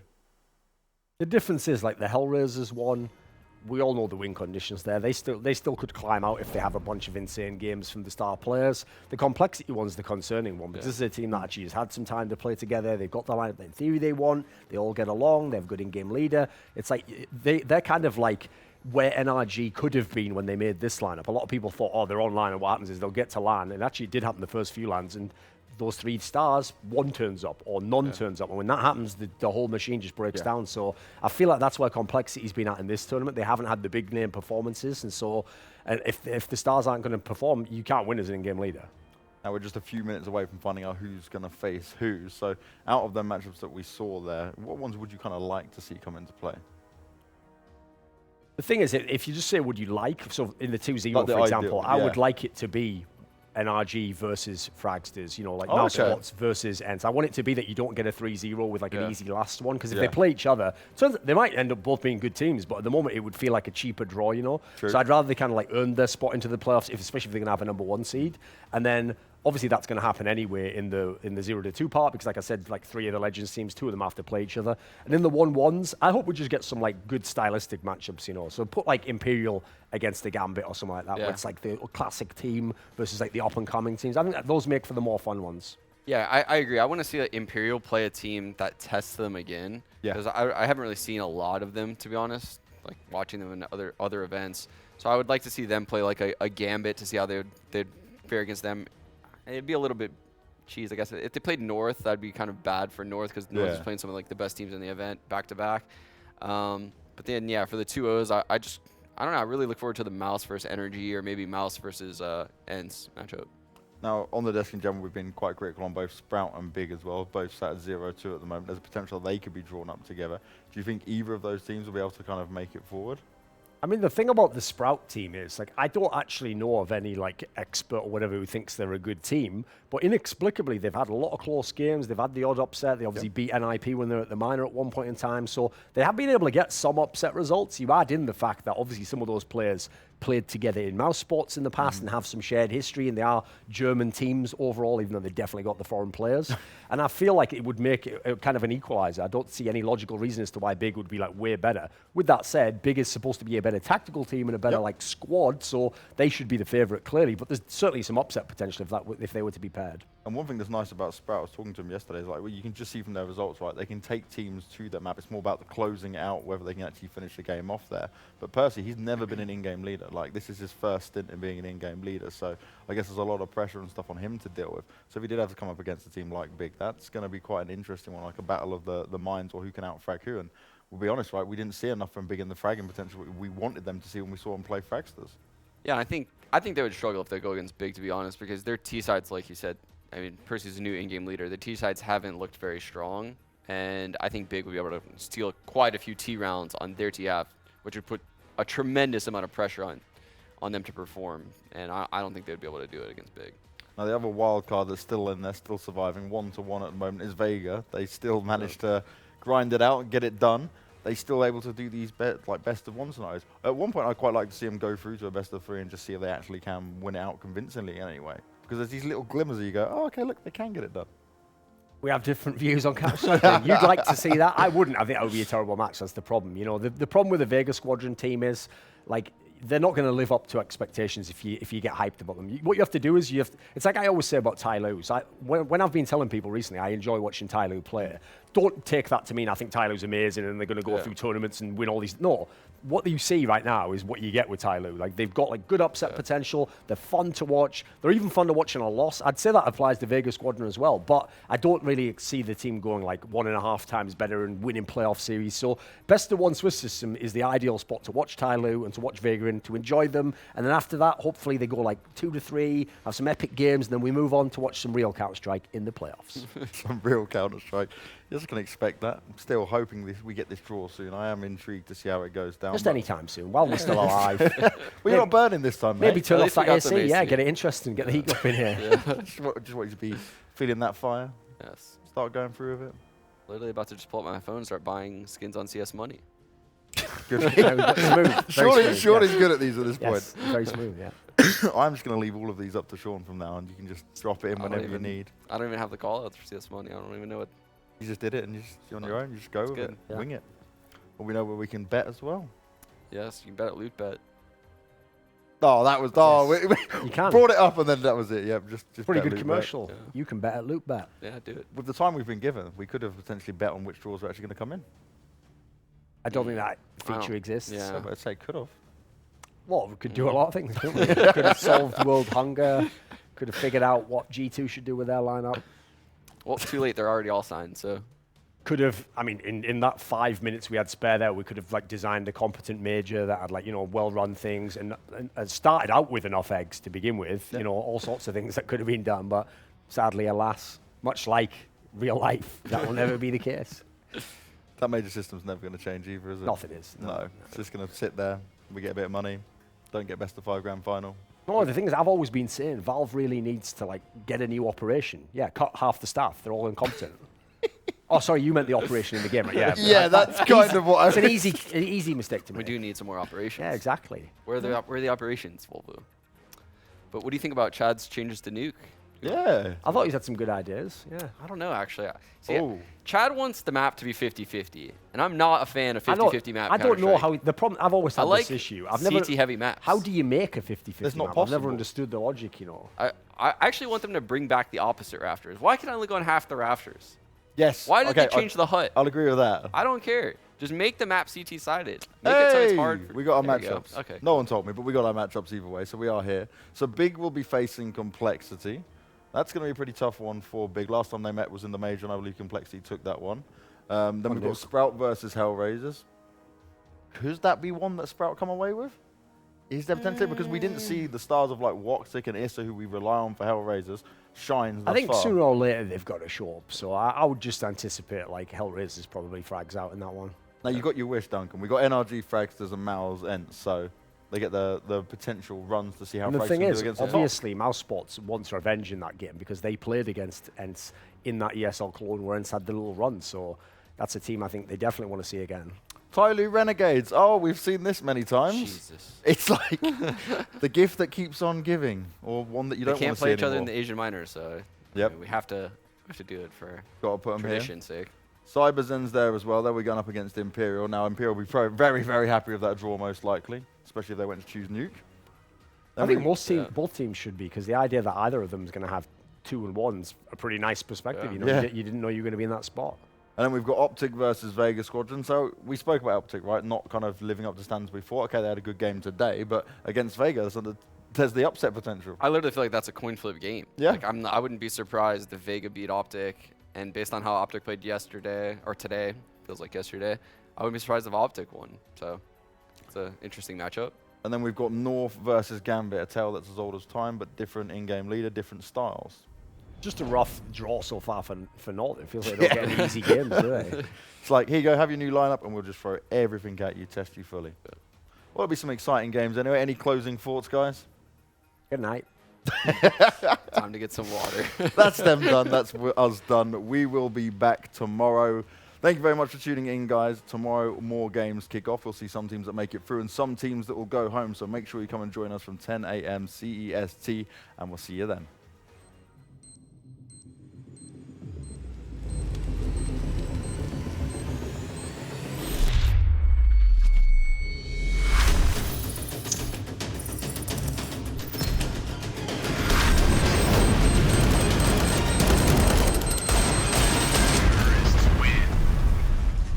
Loot Bet.